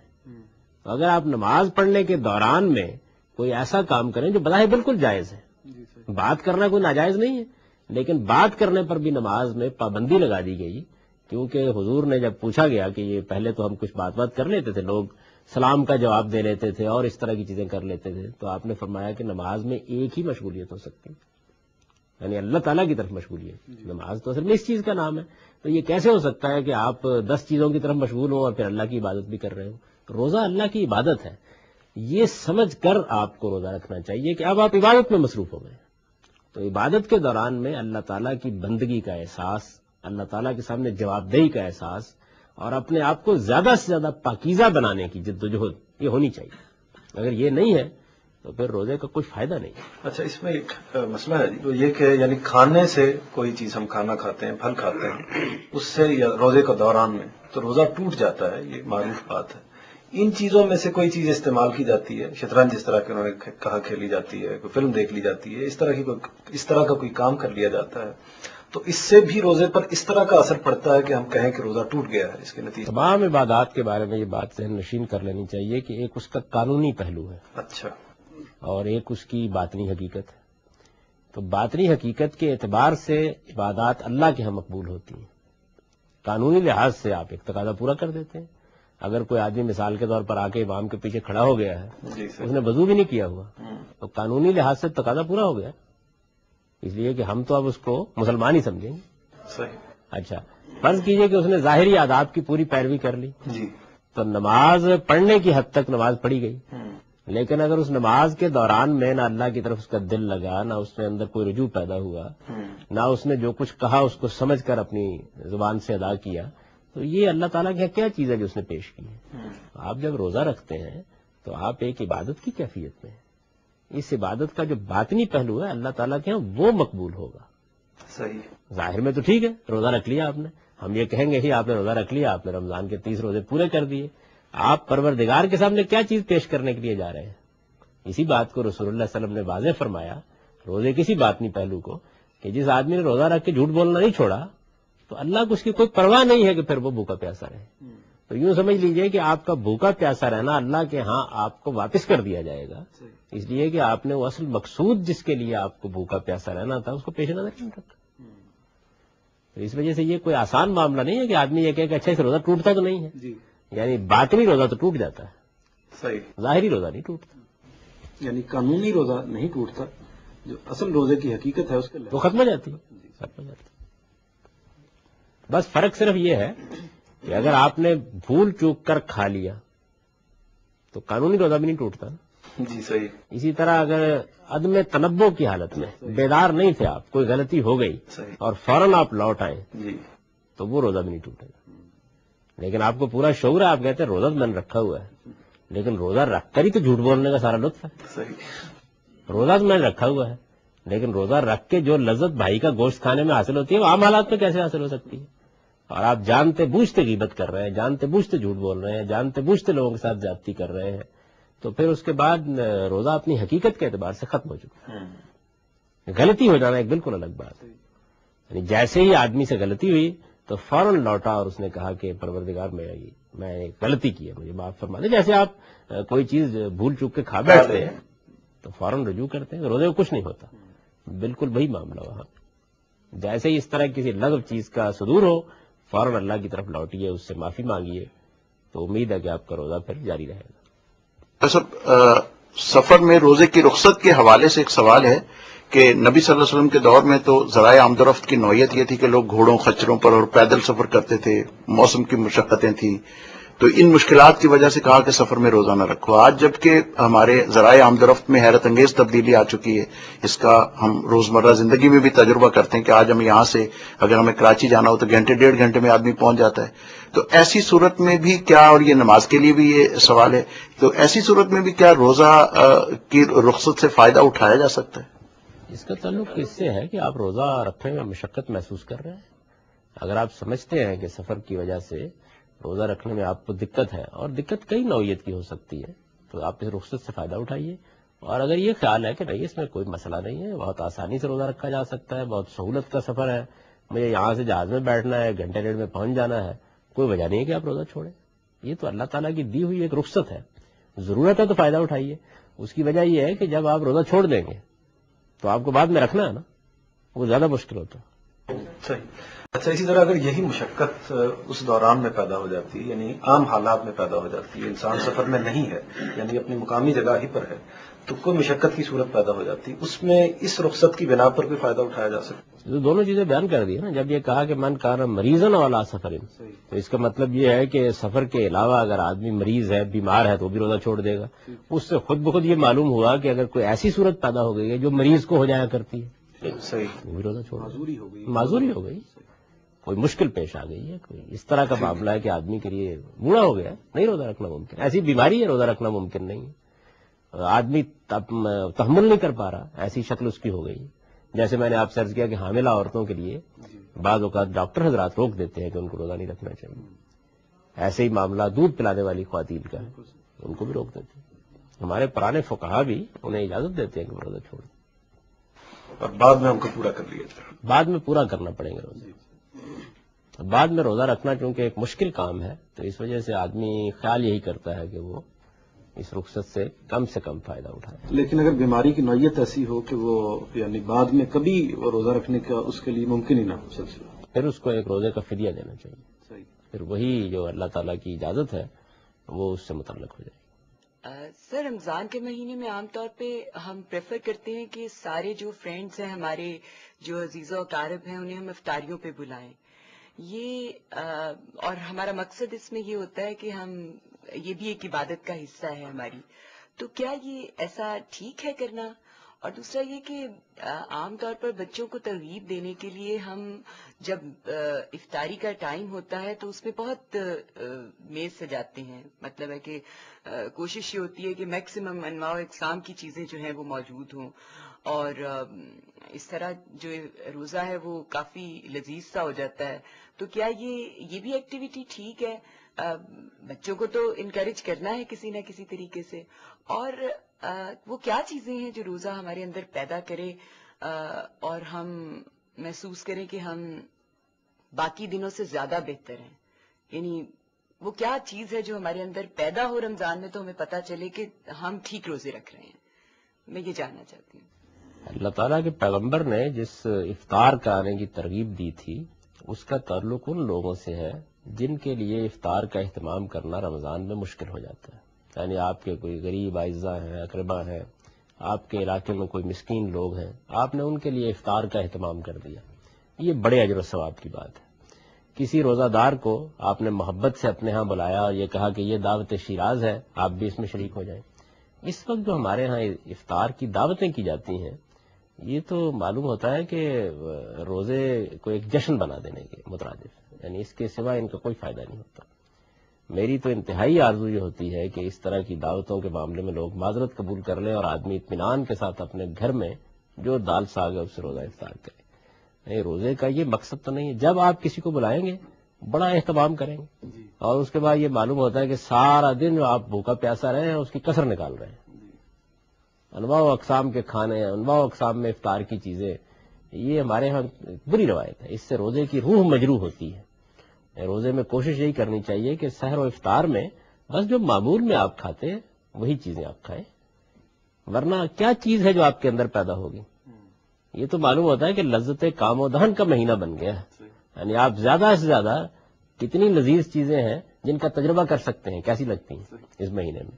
تو یہ کوئی اچھی بات نہیں ہے. کوشش یہ کرنی چاہیے کہ بہت سادہ طریقے سے یہ پورا مہینہ گزارا جائے. جیسے آپ عام حالات میں کھانا کھاتے ہیں ویسے ہی کھانا کھائیں.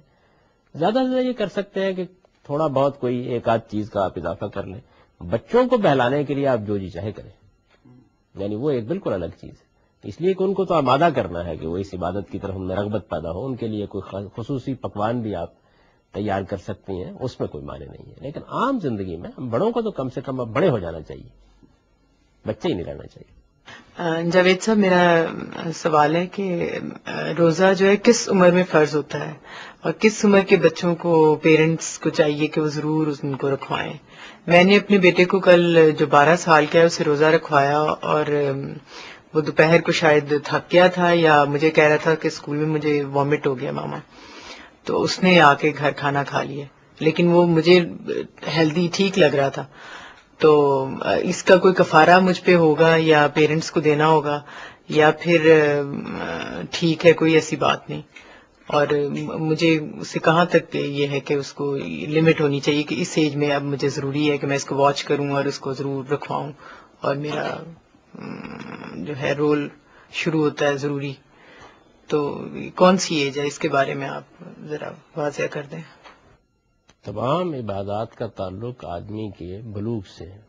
نماز بھی جب وہ بالغ ہوتا ہے فرض ہوتی ہے، روزہ بھی جب وہ بالغ ہوتا ہے تب فرض ہوتا ہے، یہی حج کا معاملہ ہے، یہی دوسری تمام عبادات کا ہے۔ بلکہ اللہ تعالیٰ کے جتنے بھی احکام ہیں وہ اصلاً اسی وقت فرض ہوتے ہیں جب آدمی بالغ ہو جاتا ہے۔ لیکن اپنے بچوں کو ہم عادی بنانا چاہتے ہیں کہ جب وہ بالغ ہوں تو پھر وہ روزہ رکھیں۔ روزہ رکھنے کے لیے آدمی کو تھوڑی اپنی تربیت کرنی پڑتی ہے۔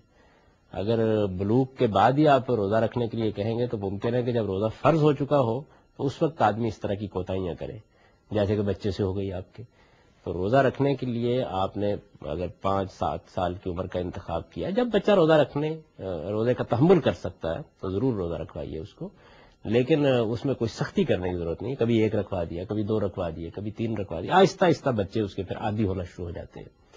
بچہ اگر فرض کر لیجئے کہ کسی موقع پر آگے کہتا ہے کہ میرے لیے روزہ نبھانا مشکل ہو رہا ہے تو کھلوا دیجئے روزہ، کوئی فرق نہیں پڑتا اس سے، اس لیے کہ جو ذمہ داری اس پر روزہ رکھنے کی ہے وہ بلوغ کے بعد ہوگی۔ آہستہ آہستہ اس کی تربیت کرتی رہیے، اور امید یہ ہے کہ انشاءاللہ جب وہ بالغ ہوگا تو پورے شعور کے ساتھ روزہ رکھنا شروع کر دیں گے۔ تو اگر آپ کے بچے نے اس طرح آگے بتایا ہے کوئی حرج نہیں، اس کو فرق نہیں پڑتا، اس پر کوئی کفارہ یا کوئی ذمہ داری آپ پر عائد نہیں ہوتی۔ البتہ بچے کو توجہ ضرور دلاتے رہے کہ بیٹے اللہ تعالیٰ کی خوشنودی کے لیے جب روزہ رکھتے ہیں تو پھر اس کو نبھاتے ہیں، اس کو پورا کرتے ہیں، کوشش کرتے رہیے۔ تو ہم بعض اوقات ایسا بھی ہوتا ہے کہ بعض مائیں بچوں کو روزہ رکھوا دیتی ہیں، اور خاص طور پر گرمی کے روزوں میں بچے کی حالت خراب ہونا شروع ہو جاتی ہے، لیکن وہ اس کو کھلوانے کے لیے تیار نہیں ہوتی۔ ذرا محسوس کریں کہ بچہ تحمل نہیں کر پا رہا تو آپ کھلوا دیں روزہ۔ ہمارے یہاں تو پرانے زمانے میں مائیں کہتی تھی کہ نہیں بچوں کو دن میں 2 روزے رکھنے چاہیے، تو وہ صبح رکھوایا، دوپہر میں، اس سے آہستہ آہستہ شعور پیدا ہونا شروع ہو جاتا ہے۔ تو بچے کو عادی بنانا چاہیے، یہ ہے بہت ضروری۔ نماز کے معاملے میں بھی اگر آپ بلوغ کا انتظار کریں گے تو پھر تو نہیں پڑے گا بچہ، یعنی یہی 7-8 سال کی عمر میں بچے کو ترغیب دینا شروع کر دیجیے، اسے عادی بنائیے۔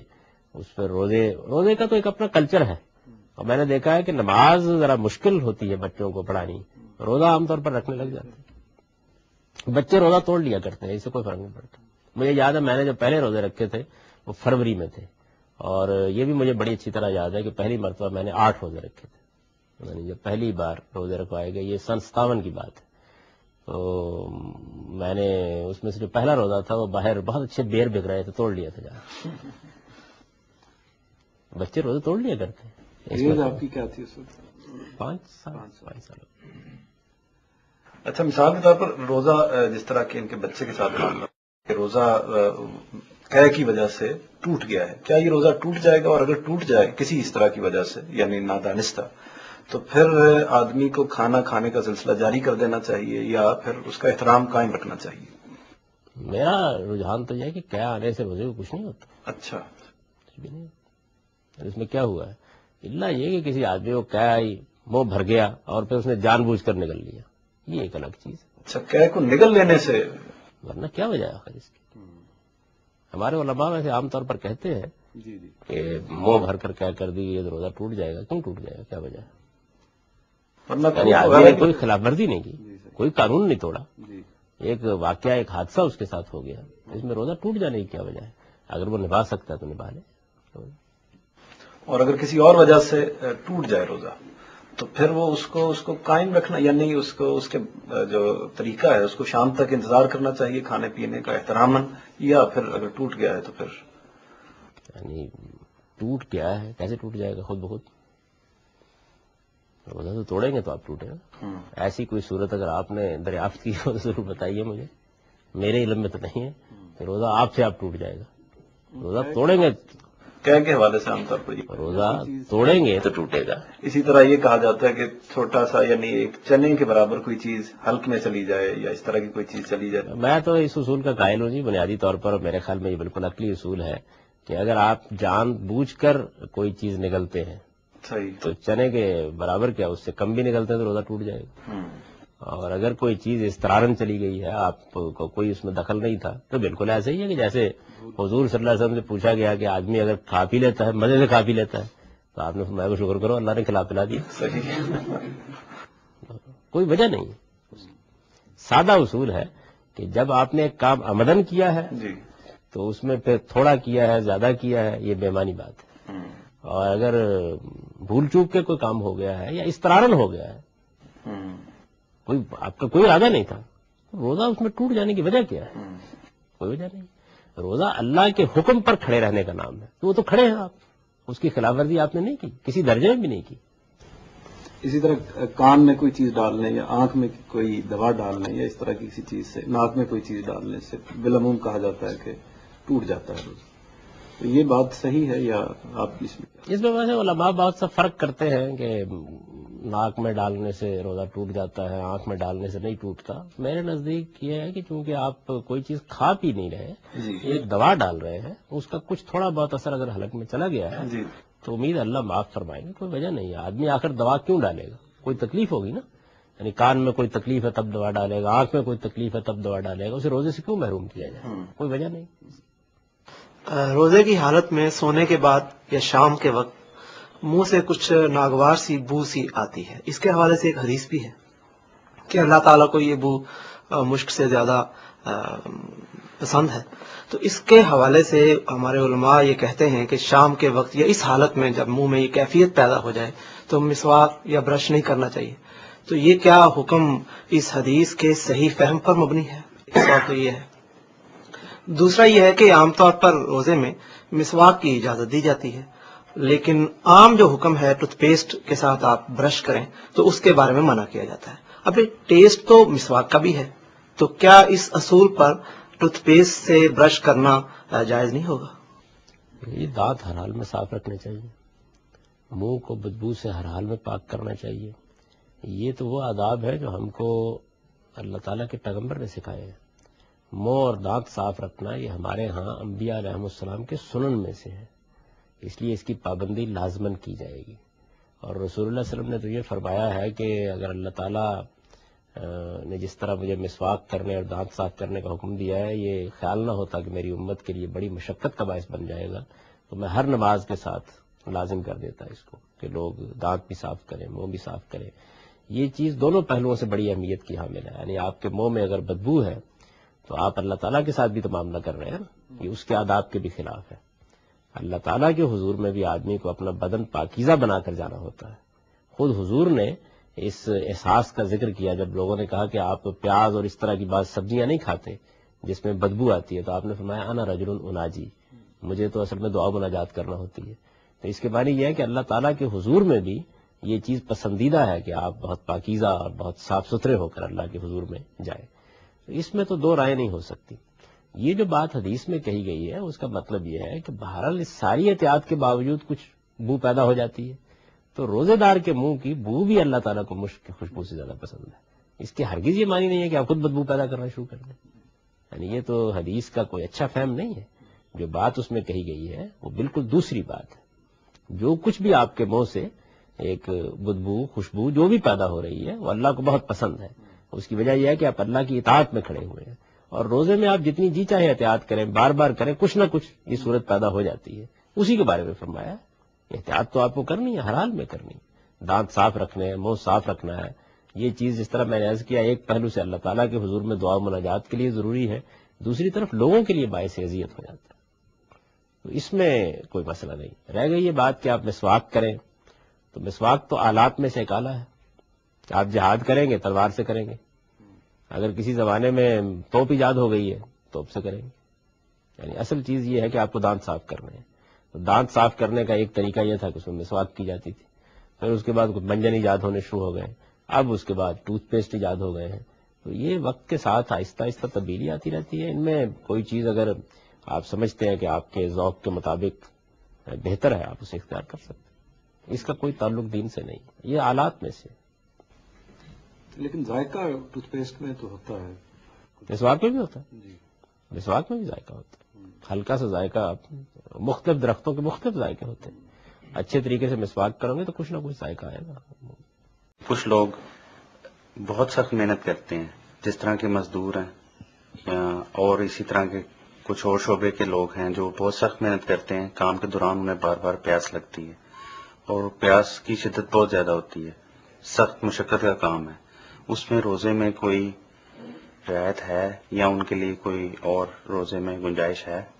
وہی اصول ہے جو میں نے پہلے عرض کیا کہ جب آدمی کے لیے ناقابل برداشت ہو جاتا ہے، مرض کی وجہ سے ہو گیا، تکلیف کی وجہ سے ہو گیا، کام کی نوعیت کے لحاظ سے ہو گیا، یعنی اس کی مجبوری ہے، کام اس کا اتنا سخت ہے کہ اس میں جینا مشکل ہو جاتا ہے، تو یہ سب چیزیں عذر بن جائیں گی۔ اصل چیز تو آدمی کا معذور ہو جانا ہے، کسی پہلو سے آدمی کو کوئی عذر لاحق ہو گیا ہے تو اللہ تعالیٰ معاف فرمائے گا، بعد میں وہ اگر اچھے حالات آتے ہیں تو روزے پورے کر لے۔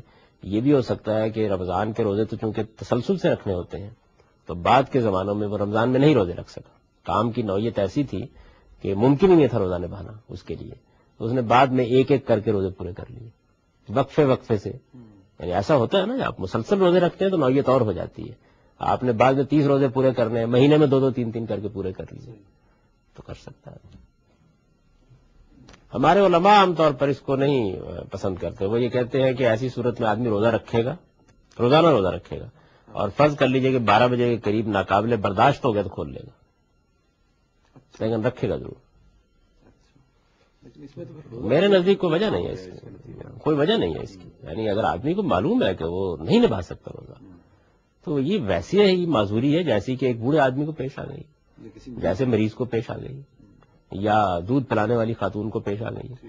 دودھ پلانے والی خاتون ایک مشقت میں مبتلا کی گئی ہے، بچے کو دودھ پلا رہی ہے، آپ اس کو اجازت دے رہے ہیں کہ دودھ پلانے والی خاتون روزہ چھوڑ سکتی ہے، اس کو بھی ایک مشقت پیش آ گئی، روٹی کمانے کے لیے مجبور ہے کہ ایک ایسا کام کرے جس کام میں روزہ رکھنا اس کے لیے ممکن ہی نہیں رہا کسی طریقے سے۔ بہت سے لوگ ہیں جو پوچھتے ہیں باہر کے ممالک میں جہاں بڑی شدید گرمی ہوتی ہے وہاں ممکن نہیں ہوتا۔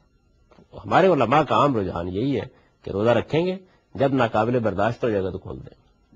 ہمارے ہاں عام طور پر یہ ایک ٹرینڈ پایا جاتا ہے لوگوں میں کہ وہ روزہ تو رکھ لیتے ہیں لیکن نماز کے معاملے میں لاپرواہی کرتے ہیں، اور کوئی نماز پڑھ لی اور کوئی نہ پڑھی، یا بالکل، لیکن روزے باقاعدگی سے 30 کے 30 پورے رکھتے ہیں۔ اس کے بارے میں بتائیے۔ دونوں الگ الگ عبادتیں ہیں، دونوں الگ الگ فرض ہیں، دونوں کو رکھنے کا الگ الگ اجر ہے، اور دونوں میں سے کسی کو چھوڑا جائے گا تو اس کے لیے اللہ تعالیٰ کے الگ الگ مواخذہ ہے۔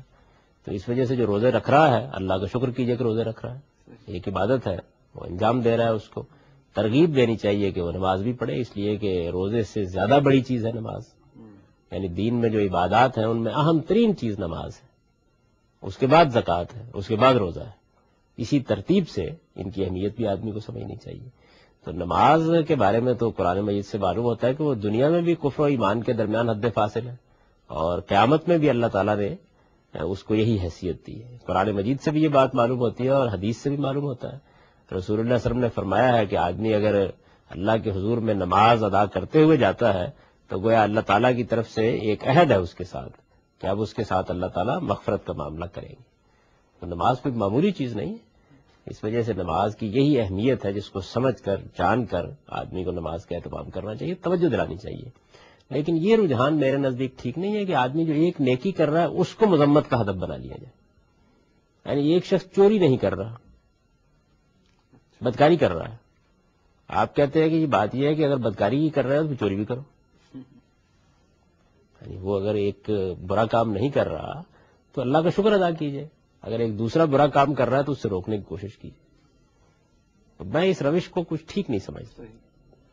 البتہ یہ بات ضرور لوگوں کو بتانی چاہیے کہ جو لوگ یہ خیال کرتے ہیں کہ ان کی عبادات حقوق العباد کے بارے میں ان کے لیے معافی کا باعث بن جائے گی، ان کو اپنی غلط فہمی دور کر لینی چاہیے۔ یعنی اگر ہم نے کسی کو دھوکہ دیا ہے، کسی کے ساتھ جھوٹ بولا ہے، کسی کے ساتھ فریب کیا ہے، کسی کے ساتھ زیادتی کی ہے، کسی سے رشوت لی ہے، تو یہ اصل میں حقوق العباد کا مسئلہ ہے۔ یہ وہ چیزیں نہیں ہیں کہ جو روزے سے نماز سے معاف ہو جایا کرتی ہیں، ان کے لیے جواب دہ ہونا پڑے گا۔ اور رسول اللہ صلی اللہ علیہ وسلم نے اس طرح کی بعض اخلاقی چیزوں کے بارے میں یہ واضح کر دیا ہے کہ باوجود اس کے کہ آدمی عبادات کا اہتمام کرتا ہو، اگر وہ اس معاملے میں ماخوذ ہو گیا تو جہنم میں جائے گا۔ تو یہ کوئی ترتیب نہیں ہے کہ ایک آدمی یہ خیال کرے کہ چونکہ میں 5 وقت بہت پابندی سے نماز پڑھتا ہوں، چونکہ میں رمضان کے 30 روزے رکھتا ہوں، اس وجہ سے اب میں لوگوں کو کم تول کے دیتا ہوں تو کوئی فرق نہیں پڑتا، اب میں لوگوں کو فریب دیتا ہوں تو کوئی کم فرق نہیں پڑتا۔ یعنی یہ گناہ جو ہے یہ افراد سے متعلق ہے، اللہ کے بندوں سے متعلق ہے۔ جن گناہوں کی اللہ کے ہاں نماز کے ذریعے سے، روزے کے ذریعے سے معافی ہوتی ہے، وہ حقوق اللہ سے متعلق چیزیں ہیں کہ ایک بندے سے کوئی ایسا گناہ ہو گیا، ایسی غلطی ہو گئی جو اس کے اور اس کے اللہ کے درمیان میں ہے، تو اس میں یہ توقع ہے کہ اللہ تعالیٰ عبادت کے عوض میں معاف کر دیں۔ لوگوں کے حقوق تلف کرنا یہ قابل معافی نہیں ہے. یہ تو آپ کو ہر حال میں چھوڑنا ہے، تلافی کرنی ہے، معافی مانگنی ہے. اس کے بعد بھی اس آدمی سے متعلق معاملہ ہے جس کے ساتھ آپ نے زیادتی کی ہے، معاف کرے گا تو اللہ تعالیٰ معافی قبول کریں گے، ورنہ تو وہ آدمی اپنا مقدمہ لے کے قیامت میں کھڑا ہو جائے گا آپ کے خلاف. جس کو آپ نے کم تول کر دیا ہے، آپ نے اس کا حق مارا ہے. جب پردہ اٹھے گا تو آپ مجرم کی حیثیت سے کھڑے ہوں گے. تو یہ بات اچھی طرح سمجھ لینا چاہیے کہ یہ بات تو ٹھیک ہے کہنی میرے نزدیک، لیکن کوئی آدمی ایک نیکی کا کام کر رہا ہے، آپ کہتے ہیں تم یہ کیوں کر رہے ہیں. خود حضور صلی اللہ علیہ وسلم کے بارے میں بیان کیا جاتا ہے کہ آپ کے سامنے کسی شخص نے کہا کہ یہ آدمی نماز پڑھتا ہے اور چوری بھی کرتا ہے، تو آپ نے فرمایا کہ امید ہے اس کی نماز آہستہ آہستہ اس کو چوری سے دور لے جائے گی. سر اعتکاف کیا ہے اور اس کی دینی اہمیت جو ہے وہ واضح کر دیں، اور رمضان کے ساتھ اس کا کوئی خاص تعلق ہے یا اس کے علاوہ بھی یہ عبادت کی جا سکتی ہے، اس کو واضح فرمائیں. اعتکاف روزے کا منتہا کمال ہے. یعنی روزہ کیا چیز ہے؟ آپ کھانے پینے پر پابندی لگاتے ہیں، آپ ازدواجی تعلقات پر پابندی لگاتے ہیں. یہ پابندی اس حد تک کری جاتی ہے کہ آپ اپنے گھر سے اٹھ کے مسجد میں چلے جاتے ہیں، دنیا کی تمام سرگرمیاں بھی اپنے لیے ممنوع قرار دے لیتے ہیں، اور ازدواجی تعلقات رات میں بھی اپنے لیے حرام قرار دے لیتے ہیں. تو اس کا مطلب یہ ہے کہ روزے میں کچھ پابندیاں لگائی گئی تھیں، اس کا نام روزہ تھا. روزے کو آپ نے اس کی آخری انتہا تک پہنچا دیا تو یہ اعتکاف ہو گیا. تو اعتکاف اصل میں روزے ہی کی ایک آخری صورت ہے. اور میرے نزدیک روزے اور اعتکاف دونوں کی حیثیت لازم و ملزوم کی ہے. روزہ ہر حال میں رکھا جائے گا، روزہ رکھیں گے اور پھر روزے کو اس کمال تک اعتکاف کر کے پہنچائیں گے. یہ نہیں ہو سکتا کہ آپ روزے کے بغیر اعتکاف کریں اور مسجد میں کریں گے، کیونکہ قرآن مجید نے بھی یہ بات بیان کی ہے وَأَنْتُمْ عَاكِفُونَ فِي الْمَسَاجِدِ. یہ اپنے گھر کو چھوڑ کر مسجد میں منتقل ہو جانے کا نام ہی اعتکاف ہے. پھر آپ کسی ضرورت کے بغیر، کسی عذر کے بغیر مسجد سے نہیں نکلتے. تو رمضان میں اسی وجہ سے عام طور پر اعتکاف کیا جاتا ہے، لیکن اگر آپ رمضان کے علاوہ اعتکاف کرنا چاہیں تب بھی روزہ رکھیں گے. اچھا، جس طرح روزہ نفلی طور پر رکھا جا سکتا ہے رمضان کے علاوہ، اسی اعتکاف بھی کیا جا سکتا ہے لیکن روزہ رکھیں گے. یعنی اس موقع پر پھر روزہ بھی رکھنا. روزہ بھی رکھیں گے. آپ روزہ رکھیں گے اور پھر اس کے ساتھ جتنے دن آپ نے اعتکاف کرنا ہے اتنے دن آپ کو روزہ رکھنا ہو. اور اعتکاف میں یہ جو آخری 10 دن کے حوالے سے ہے، تو 10 دن ہی ہوں گے یا جو 9 دن ہوں گے، یا اس سے کمی بیشی بھی ہو سکتی ہے؟ کمی بیشی بھی ہو سکتی ہے. رسول اللہ صلی اللہ علیہ وسلم عام طور پر 10 دن اعتکاف کرتے تھے، اور چونکہ اس آخری عشرے میں لیلۃ القدر کا امکان ہوتا ہے، اس کی بڑی فضیلت بیان کی گئی ہے. اس میں نبی صلی اللہ علیہ وسلم کا عمومی عمل یہ تھا، جیسے کہ حدیثوں میں بیان ہوا ہے کہ جیسے یہ آخری عشرہ آتا تھا تو احیا لیلہ ایقظ اہلہ، حضور صلی اللہ علیہ وسلم اپنی بیداری میں زیادہ تر گزارتے تھے، اپنے اہل و عیال کو بھی بیدار رکھتے تھے، اور شد میزرہ، اور بالکل کمر کس لیتے تھے اللہ تعالیٰ کی عبادت کے لیے. تو اس وجہ سے آخری عشرے کی اپنی ایک بڑی اہمیت ہے. ہم روزے میں عموماً آدمی کی طبیعت میں گرمی زیادہ آ جاتی ہے، جوش زیادہ، اس کے متعلق آدمی کیسے قابو پائے؟ بات یہ جی کہ روزہ آدمی رکھتا ہی اس لیے ہے کہ اپنی طبیعت کی ان کمزوریوں پر قابو پائے. یعنی اس کا مقصد ہی اللہ نے یہ بیان کیا ہے. تو اس کو اپنے نفس کو ترغیب دینی چاہیے کہ جب تم اللہ کے لیے روزہ رکھ رہے ہو اور اس لیے رکھ رہے ہو کہ تمہارے اندر تقویٰ پیدا ہو، تو پھر اس کے بعد ہونا تو یہ چاہیے کہ روزہ حلم پیدا کرے، روزہ بردباری پیدا کرے، روزہ عفو و درگزر کے جذبات پیدا کرے. تو جائیے کہ آدمی اپنے زیر دستوں پر ظلم توڑنا شروع کر دے، ان کو مغلظات بکنا شروع کر دے، اور ذرا سی بات ہو تو گالیوں کا جھاڑ باندھ دے. تو یہ چیز تو اس کا مطلب یہ ہے کہ آدمی نے روزے کی حقیقت کو سمجھے بغیر کھانے پینے کی پابندی اپنے اوپر عائد کر رکھی ہوئی. اس سے زیادہ اس کو معلوم ہی نہیں ہے کہ روزہ کیا چیز ہے اور وہ کیوں روزہ رکھے ہوئے ہیں. اس عبادت کا صحیح شعور اگر آدمی کے اندر ہو اور اس کے مقصد کا صحیح شعور آدمی کے اندر ہو، اور میرے نزدیک یہ مقصد کا شعور ہے جو پیدا کرنا چاہیے، جتنا زیادہ پیدا ہوتا چلا جائے گا اس طرح کی حرکتیں اتنی ہی آدمی سے کم ہوں گی. جلیل القدر صحابہ مثلا ابو بکر اور عثمان وغیرہ رضی اللہ تعالیٰ عنہ نے اعتکاف کی، ان سے کوئی روایت نہیں ملتی ہے. جی یہ بات ٹھیک ہے آپ کی. معلوم یہی ہوتا ہے کہ جو غیر معمولی ان کی ذمہ داریاں تھیں ان کی وجہ سے غالباً وہ یہ عبادت نہیں کر سکے، یہی معلوم ہوتا ہے. جناب، رمضان کی جو 30 راتیں ہیں اس میں سے شب قدر کا تعین کیسے کیا جاتا ہے؟ شب قدر کا تعین تو نہیں کیا جا سکتا، کیونکہ ہمیں اس کے بارے میں کوئی معلومات اللہ کے پیغمبر سے حاصل نہیں ہو سکی. یہ بات معلوم ہے کہ لیلۃ القدر رمضان میں آئی، یہ معلوم ہے کہ یہ رات بڑی فضیلت کی رات ہے. رسول اللہ صلی اللہ علیہ وسلم نے بعض موقعوں پر یہ بتایا ہے کہ اس کا زیادہ امکان ہے کہ یہ آخری عشرے میں ہو، یہ بتایا ہے کہ زیادہ امکان ہے کہ طاق راتوں میں ہو، ان میں سے بعض طاق راتوں کے بارے میں بھی اشارات ملتے ہیں، جیسے 27ویں کے بارے میں، 23ویں کے بارے میں، 25ویں کے بارے میں. اس کا زیادہ امکان ہے کہ ان راتوں میں ہو، لیکن تعین اس کا نہیں کیا جا سکتا. اور اسی میں خیر ہے، کیونکہ اس میں در حقیقت لوگوں کو ایک ترغیب ہوتی ہے کہ وہ زیادہ سے زیادہ وقت عبادت میں گزارتے ہیں. ورنہ اگر رات متعین ہو جاتی تو اس رات میں تو بہت کچھ ہو جاتا، لیکن باقی میں پھر لوگ سو جاتے اطمینان کے ساتھ. تو یہ خیر ہی ہوا کہ اس کو متعین نہیں کیا گیا. جب کوئی چیز متعین نہیں کی جاتی تو یہ معلوم ہوتا ہے کہ اللہ کی کوئی خاص حکمت ہوتی ہے اس میں. اور میرا خیال یہ ہے کہ لیلۃ القدر کے بارے میں بھی یہی ہوا ہے. آخری عشرے میں ہونے کا زیادہ امکان ہے، زیادہ امکان ہے. اس کا یہ مطلب نہیں کہ لازماً آخری عشرے میں ہوگی، بلکہ علماء کے مابین تو یہ بحث بھی ہے کہ کیا یہ ہر رمضان میں ہوتی ہے. بعض کا خیال یہ ہے کہ نہیں، کسی رمضان میں آتی ہے، کسی رمضان میں نہیں آتی. اچھا، اس رات میں فرشتوں کے اترنے کے حوالے سے اور تقدیر کے فیصلوں کے حوالے سے جو بیان کیا جاتا ہے، اس کی کیا نوعیت ہے؟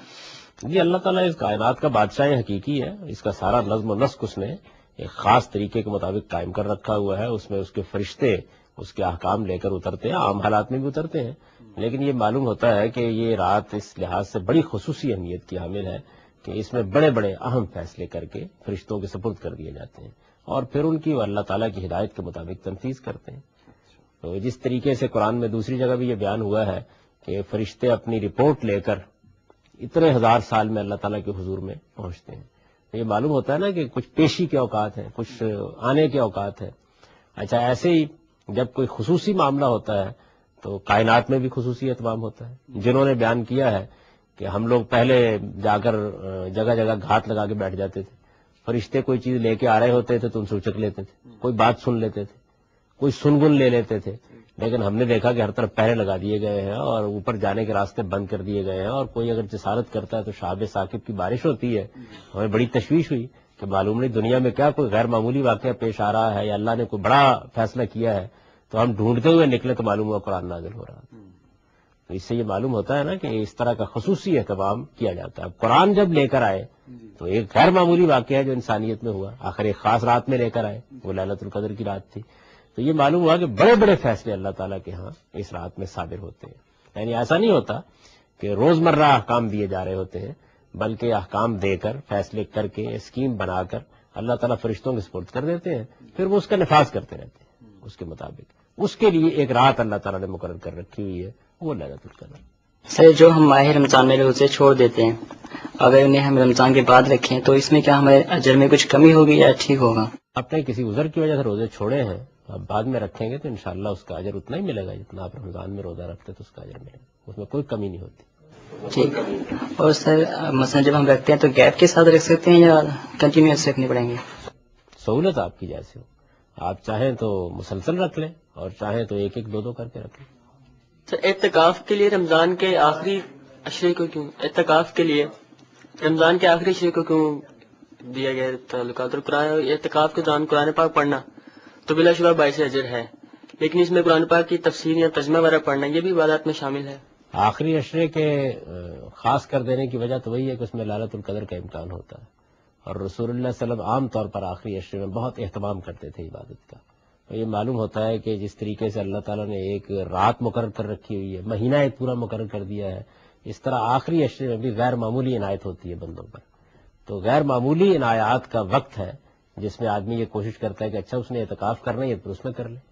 یہ کوئی لازم نہیں ہے، آپ رمضان میں کسی وقت بھی اعتکاف کر سکتے ہیں، لیکن حضور چونکہ آخری عشرے میں اعتکاف کرتے تھے اور آخری عشرے میں آپ کی عبادت بھی بہت زیادہ غیر معمولی ہو جاتی تھی، پھر آخری عشرے کے فضائل بھی آپ نے بیان فرمائے ہیں. لیلۃ القدر کے بارے میں بھی یہ کہا ہے کہ اس کا زیادہ امکان یہ ہے کہ وہ اسی عشرے میں ہوگی، اس لیے لوگ اس آخری عشرے میں اعتکاف کرتے ہیں. رہ گئی یہ بات کہ آپ اس میں کیا پڑھیں، آپ قرآن پڑھیں، سمجھنے کے لیے پڑھیں، ہدایت حاصل کرنے کے لیے پڑھیں. تو جب آپ ہدایت حاصل کرنے کے لیے قرآن پڑھیں گے، آپ عربی زبان سے واقف نہیں ہیں تو کوئی ترجمہ پڑھیں گے، کوئی تفسیر پڑھیں گے، اور ایسا ہی کرنا بھی چاہیے. تو اللہ تعالیٰ کے ہاں آپ کو آپ کے ہر نیک عمل کا اجر ملتا ہے. تو کوئی آپ دنیاوی کام بھی اگر اچھی نیت سے کرتے ہیں تو اس کا اجر ملتا ہے.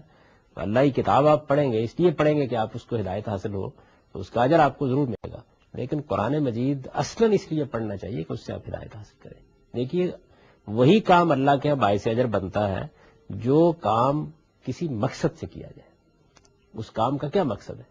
بے مقصد کام جو ہے ان کے بارے میں تو حضور صلی اللہ علیہ وسلم نے فرمایا ہے کہ ایک مسلمان کے اسلام کے بہترین ہونے کی علامت یہی ہے کہ ترک و ما لا یعنی ہے، یعنی وہ لا یعنی چیزوں کو ترک کر دے، بے فائدہ چیزوں کو چھوڑ دے. تو فائدہ قرآن مجید کو پڑھنے کا آپ کو کب حاصل ہوتا ہے؟ جب آپ سمجھ کر پڑھتے ہیں. آپ جب سمجھ کر قرآن پڑھیں گے اس کا اجر بھی آپ کو ملے گا. یہ حدیث اکثر سننے میں آتی ہے کہ رمضان میں شیاطین کو جکڑ دیا جاتا ہے زنجیروں میں، لیکن اس کے باوجود بھی ہم دیکھتے ہیں کہ باہر عام طور پہ جو عمل پہلے جس طرح ہو رہے تھے اس طرح کے عمل بھی جاری ہوتے ہیں، لوگ اچھے برے اعمال کر رہے ہوتے ہیں. تو یہ کیا ہم کہہ سکتے ہیں کہ شیطان جکڑ لیے جاتے ہیں، اس کے باوجود انسان پھر بھی غلط کام کرتا ہے؟ تو یہ کام کچھ ایسے کام بھی ہیں جو انسان خود یعنی کہ ہر کام میں شیطان ہی نہیں انسان کو ورگلاتا، انسان خود بھی کچھ کام ایسے یعنی غلط کرتا ہے. یہ بات یہ ہے کہ اصلاً انسان غلط کام کرتا ہے. انسان کے بارے میں قرآن مجید میں ہم کو یہ بتایا گیا ہے کہ اللہ تعالیٰ نے اس میں جس طرح یہ صلاحیت رکھی ہے کہ وہ اللہ کا فرما بردار بندہ بن کر رہے، ایسے ہی اس میں یہ صلاحیت رکھی ہے کہ وہ اللہ تعالیٰ کی نافرمانی کر گزرتا ہے. اس کو اختیار دیا گیا ہے، ارادہ دیا گیا ہے، اس کا اچھا استعمال بھی ہو سکتا ہے، اس کا انتہائی برا استعمال بھی ہو سکتا ہے. انسان کے نفس میں برائی کرنے کے داعیات موجود ہیں، محرکات موجود ہیں، وہ کہیں چلے نہیں جاتے. نہ ہمارے جذبات کہیں چلے جاتے ہیں، نہ ہماری رغبات کہیں چلی جاتی ہیں، نہ ہماری جذبات اور تعصبات میں جو چیزیں ہمیں برائی کی طرف لے جانے والی ہیں وہ کہیں مر جاتی ہیں. سب چیزیں موجود ہوتی ہیں اور ہمارے اندر برائی کرنے کے میلانات اسی طرح قائم رہتے ہیں.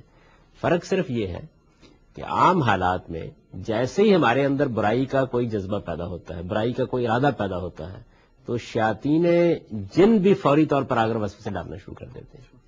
تو یوں سمجھ لیجئے کہ خارج سے بھی ایک حملہ ہو جاتا ہے. یہ حملہ رمضان کے مہینے میں بند کر دیا جاتا ہے. اور میرا خیال یہ ہے کہ اگر کوئی آدمی روزے رکھے تو خود محسوس کرتا ہے کہ واقعتاً بند کر دیا جاتا ہے. یعنی آپ کے اندر جو داعیات موجود ہیں بس وہی رہ جاتے ہیں. خارجی طور پر جو رکاوٹ ہوتی ہے نیکی کی طرف جانے میں وہ بھی ختم ہو جاتی ہے، اور خارجی طرف برائی کی جو ترغیب ہوتی ہے وہ بھی ختم ہو جاتی ہے. اب رہ گیا آپ کا اپنا نفس. اگر آپ نے اس کو کنٹرول کیا تو آسانی بہت ہو گئی کنٹرول کرنے میں. یعنی اب ایسا نہیں ہے کہ آپ کو ارادہ کریں گے تو جیسے ہی ارادہ کریں گے باہر سے بھی طاقت ہو جائے گی. آپ ہیں، اب آپ کنٹرول نہیں کرتے تو برائی ہوگی. برائی اور بلائی کے بارے میں اللہ تعالیٰ کا قانون یہ ہے کہ جب آپ خود برائی کا ارادہ کر لیتے ہیں تو پھر اس کے بعد شیاطین کو یہ اذن ملتا ہے کہ وہ آپ کو بہکائیں، اور جب آپ خود بلائی کا ارادہ کر لیتے ہیں تو پھر فرشتوں کو حکم دیا جاتا ہے کہ وہ آپ کو آپ کے مددگار ہوں اور اللہ تعالیٰ کی توفیق آپ کو حاصل ہو جائے کہ آپ وہ نیکی کریں. تو رمضان کے مہینے میں نیکی کے لیے فرشتوں کی مدد تو اسی طرح قائم رہتی ہے، لیکن برائی کے معاملے میں شیاطین کی طاقت ختم ہو جاتی ہے. رمضان کے مہینے میں ہمارے ملک میں ایک حکومت نے ایک ایکٹ نافذ کیا ہوا ہے کہ جو آدمی سرے عام کھاتا پیتا پایا جائے اس کو پولیس پکڑے، اس پر مقدمہ قائم کیا جا سکتا ہے. ایک تو میرا سوال اس حوالے سے ہے کہ اسلامی شریعت میں اس کی کیا حیثیت ہے، اور اسی حوالے سے میں چاہوں گا کہ آپ اس بارے میں بھی گفتگو فرمائیں کہ جو غیر مسلم ہیں ظاہر ہے وہ تو روزہ نہیں رکھیں گے، تو ان کا کیا بیہیویئر ایک اسلامی حکومت میں مطلوب ہوتا ہے. میرے نزدیک تو اس طرح کی کوئی قانون سازی کرنے کی ہرگز ضرورت نہیں ہے. بس یہ کرنا چاہیے کہ لوگوں میں رمضان کی عزت اور رمضان کے احترام کا شعور پیدا کیا جائے. یہ قوانین انگریزوں کے زمانے میں نہیں تھے. ہندو بھی مسلمانوں کے جذبات کا احترام کرتے تھے، مسیحی بھی مسلمانوں کے جذبات کا احترام کرتے تھے. ایسی چیزیں نہ قانون کی طاقت سے کبھی حاصل ہوتی ہیں اور نہ ان کو حاصل کرنے کا کوئی فائدہ ہوتا ہے. سب سے اچھی بات یہ ہے کہ آپ لوگوں میں ایک شعور پیدا کریں کہ وہ دوسروں کے جذبات کا خیال رکھیں. ایک مقدس مہینہ ہے، اس کی عزت اور اس کا احترام قائم رکھیں. آپ سے آپ لوگ یہ سارے معاملات کر لیتے تھے. کوئی احترام رمضان آرڈیننس، کوئی ایکٹ انگریزوں کے زمانے میں نہیں ہوتا تھا، اس کے باوجود احترام ہوتا تھا. اور اب یہ ایکٹ ہے اور اس کے باوجود احترام نہیں ہوتا. یہ میرے خیال میں تو کوئی ضرورت نہیں. ایسی چیزیں لوگوں کے لیے صرف مشقت کا باعث بنتی ہیں. پولیس کے لیے اقدامات کرنے کے مواقع پیدا ہوتے ہیں. شریف لوگوں کو بعض اوقات بڑی ناگوار صورتحال پیش آ جاتی ہے. بعض مسافروں اور مریضوں کے لیے بڑی مشکلات پیدا ہو جاتی ہیں. کیا ضرورت ہے اس کی؟ عام طور پر ہمارے ہاں یہ کہا جاتا ہے کہ روزے کی حالت میں آدمی کو اگر ضرورت ہو انجیکشن وغیرہ کی تو اس کی یہ ممنوع ہے. اس کے علاوہ کوئی آدمی بلڈ ٹیسٹ اگر کرانا چاہتا ہے کسی وجہ سے تو کیا اس کے لیے سیمپل دینا بھی روزے کی حالت میں منع ہے؟ اب تو زیادہ تر علماء اس کے قائل ہیں کہ اگر کوئی طاقت حاصل کرنے کے لیے انجیکشن نہیں لگوایا جا رہا، کسی مرض یا کسی تکلیف کی وجہ سے انجیکشن لگایا جا رہا ہے، تو اس میں کوئی روزے کو نقصان نہیں پہنچتا. اس وجہ سے آپ کو خون دینے کے لیے جو انجیکشن لگواتے ہیں اس سے بھی کوئی نقصان نہیں پہنچتا. اصل میں ہوتا یہ ہے کہ جب کوئی نئی چیز آتی ہے نا تو تھوڑی سی غرابت محسوس ہوتی ہے، اس میں اس طرح کی آراء قائم ہو جایا کرتی ہیں. تھوڑی دیر بعد لوگوں کو احساس ہو جاتا ہے کہ انجیکشن کا روزے سے کیا تعلق ہے. کہ فطرانہ کس طرح سے فرض اور کتنا فرض ہے؟ فطرانہ ایک یوں سمجھیے جیسے زکوٰۃ ہے، بالکل اسی طریقے سے اللہ تعالیٰ کی خوشنودی حاصل کرنے کے لیے اللہ کے بندوں کے لیے ہم کچھ خرچ کرتے ہیں. تو چونکہ عید کا موقع ہوتا ہے اور عید کے موقع پر یہ خواہش ہوتی ہے کہ ایک تقریب ہے، ایک تہوار ہے، تو اس میں سارے لوگوں کے لیے کھانے پینے کا بندوبست ہو جائے. تو ہمارے دین میں یہ لازم کیا گیا کہ ہر شخص ایک آدمی کا دن بھر کا کھانا دے دے. اب ظاہر ہے کہ اس زمانے میں چونکہ غلہ ہی اصل میں کھانے کی چیز ہوتی تھی، کھجور غلہ اس طرح، تو حضور نے اس کی ایک مقدار مقرر کر دی کہ 2 سا کے قریب دے دیا جائے. تو میرے نزدیک تو یہ ہے کہ آپ 3 وقت کھانا کھاتے ہیں اور 3 وقت کے کھانے کی جو بھی آپ کے خیال میں اوسط قیمت ہے وہ دے دی. اور یہ گھر کے تمام افراد کے لیے؟ جی، چھوٹے بڑے سب کے. آج اگر ایک بچہ پیدا ہوا ہے تو اس کی طرف سے بھی ادا کیا جائے. اچھا، اعتکاف کے حوالے سے بھی بات ہو رہی تھی کہ آج کل جو مسجدوں میں لوگ اعتکاف بیٹھتے ہیں تو اس میں بالعموم ایک طرح سے میلے کا سما ہوتا ہے، یعنی ایک جمع غفیر ہے، لوگ ایک دوسرے سے یعنی ساتھ ساتھ کیبن بنے ہوئے ہیں یا پردے لگے ہوئے ہیں، تو ان میں پھر مزید بنا یہ ہے کہ تقریریں ہو رہی ہیں اور میلاد کی محفلیں سج رہی ہیں. تو اعتکاف کا اس سے کیا کوئی تعلق ہے یا نہیں ہے؟ اعتکاف تو سب سے ٹوٹ کر اللہ کی طرف ہو جانے کا نام ہے، یعنی تبتر اللہ کا، تجرد کا، انقطاع کا. آپ دوسروں سے کٹ گئے ہیں اور خلوت میں چلے گئے ہیں. کچھ ذکر فکر، کچھ دھیان کریں، بیٹھ کر اپنا احتساب کریں، اپنے اندر نگاہ ڈالیں، اپنے باطن کا جائزہ لیں. اس مقصد کے لیے ہے اعتکاف. تو جب آپ اس کو تقریب اور میلہ تہوار بنا دیں گے تو اس کی روح ختم ہو جائے گی. اس میں تو کوشش کرنی چاہیے کہ آپ اگر اعتکاف بیٹھ رہے ہیں تو کسی ایسی مسجد میں جائیں یا کم سے کم لوگ، اور وہاں جا کر کچھ خلوت میں اللہ تعالیٰ کی عبادت کریں. کہ ماہ رمضان میں ازواجی تعلقات کو کرنے سے منع کیا گیا ہے. یہ 3-4 پہلو اس میں کنفیوژن کا باعث بنتے ہیں. یہ روزے کے درمیان ہے یعنی سحری سے افطار تک، یا یہ روزوں کے دنوں میں جو رات ہوتی ہیں اس میں ازواجی تعلقات کے متعلق قرآن و حدیث کا کیا حکم ہے، اور اگر اس رات کو ازواجی تعلقات استوار کیے جائیں تو اس کے بارے میں غسل کا کیا حکم ہے. اگر سحری کر کے سحری کے بعد اگر غسل کیا جائے تو روزہ مکروہ ہو جائے گا کہ ہو جائے گا روزہ؟ روزہ فجر سے لے کر مغرب تک ہوتا ہے، غروب آفتاب تک. جب روزہ ان اوقات میں ہوتا ہے تو ظاہر ہے کہ ازدواجی تعلقات بھی نہیں اوقات میں ممنوع ہے. بلکہ یہ مسئلہ تو قرآن میں زیر بحث آ گیا. صحابہ کرام میں سے بعض کو یہ غلط فہمی تھی کہ شاید رات کے وقت ازدواجی تعلقات قائم کرنا رمضان میں جائز نہیں ہے. اس کی وجہ بھی بیان کی جاتی ہے کہ یہود کے ہاں چونکہ اس معاملے میں مختلف رویہ تھا تو ان کو خیال ہوا کہ ہمارے دین میں بھی اسی طرح ہوگا، تو قرآن نے واضح کر دیا اس بات کو کہ صرف روزے کے دوران میں ازدواجی تعلقات ممنوع ہیں. جس طرح رات میں آپ کھانا پینا اپنے لیے جائز سمجھتے ہیں، بالکل اسی طرح ازدواجی تعلقات بھی بالکل جائز ہیں.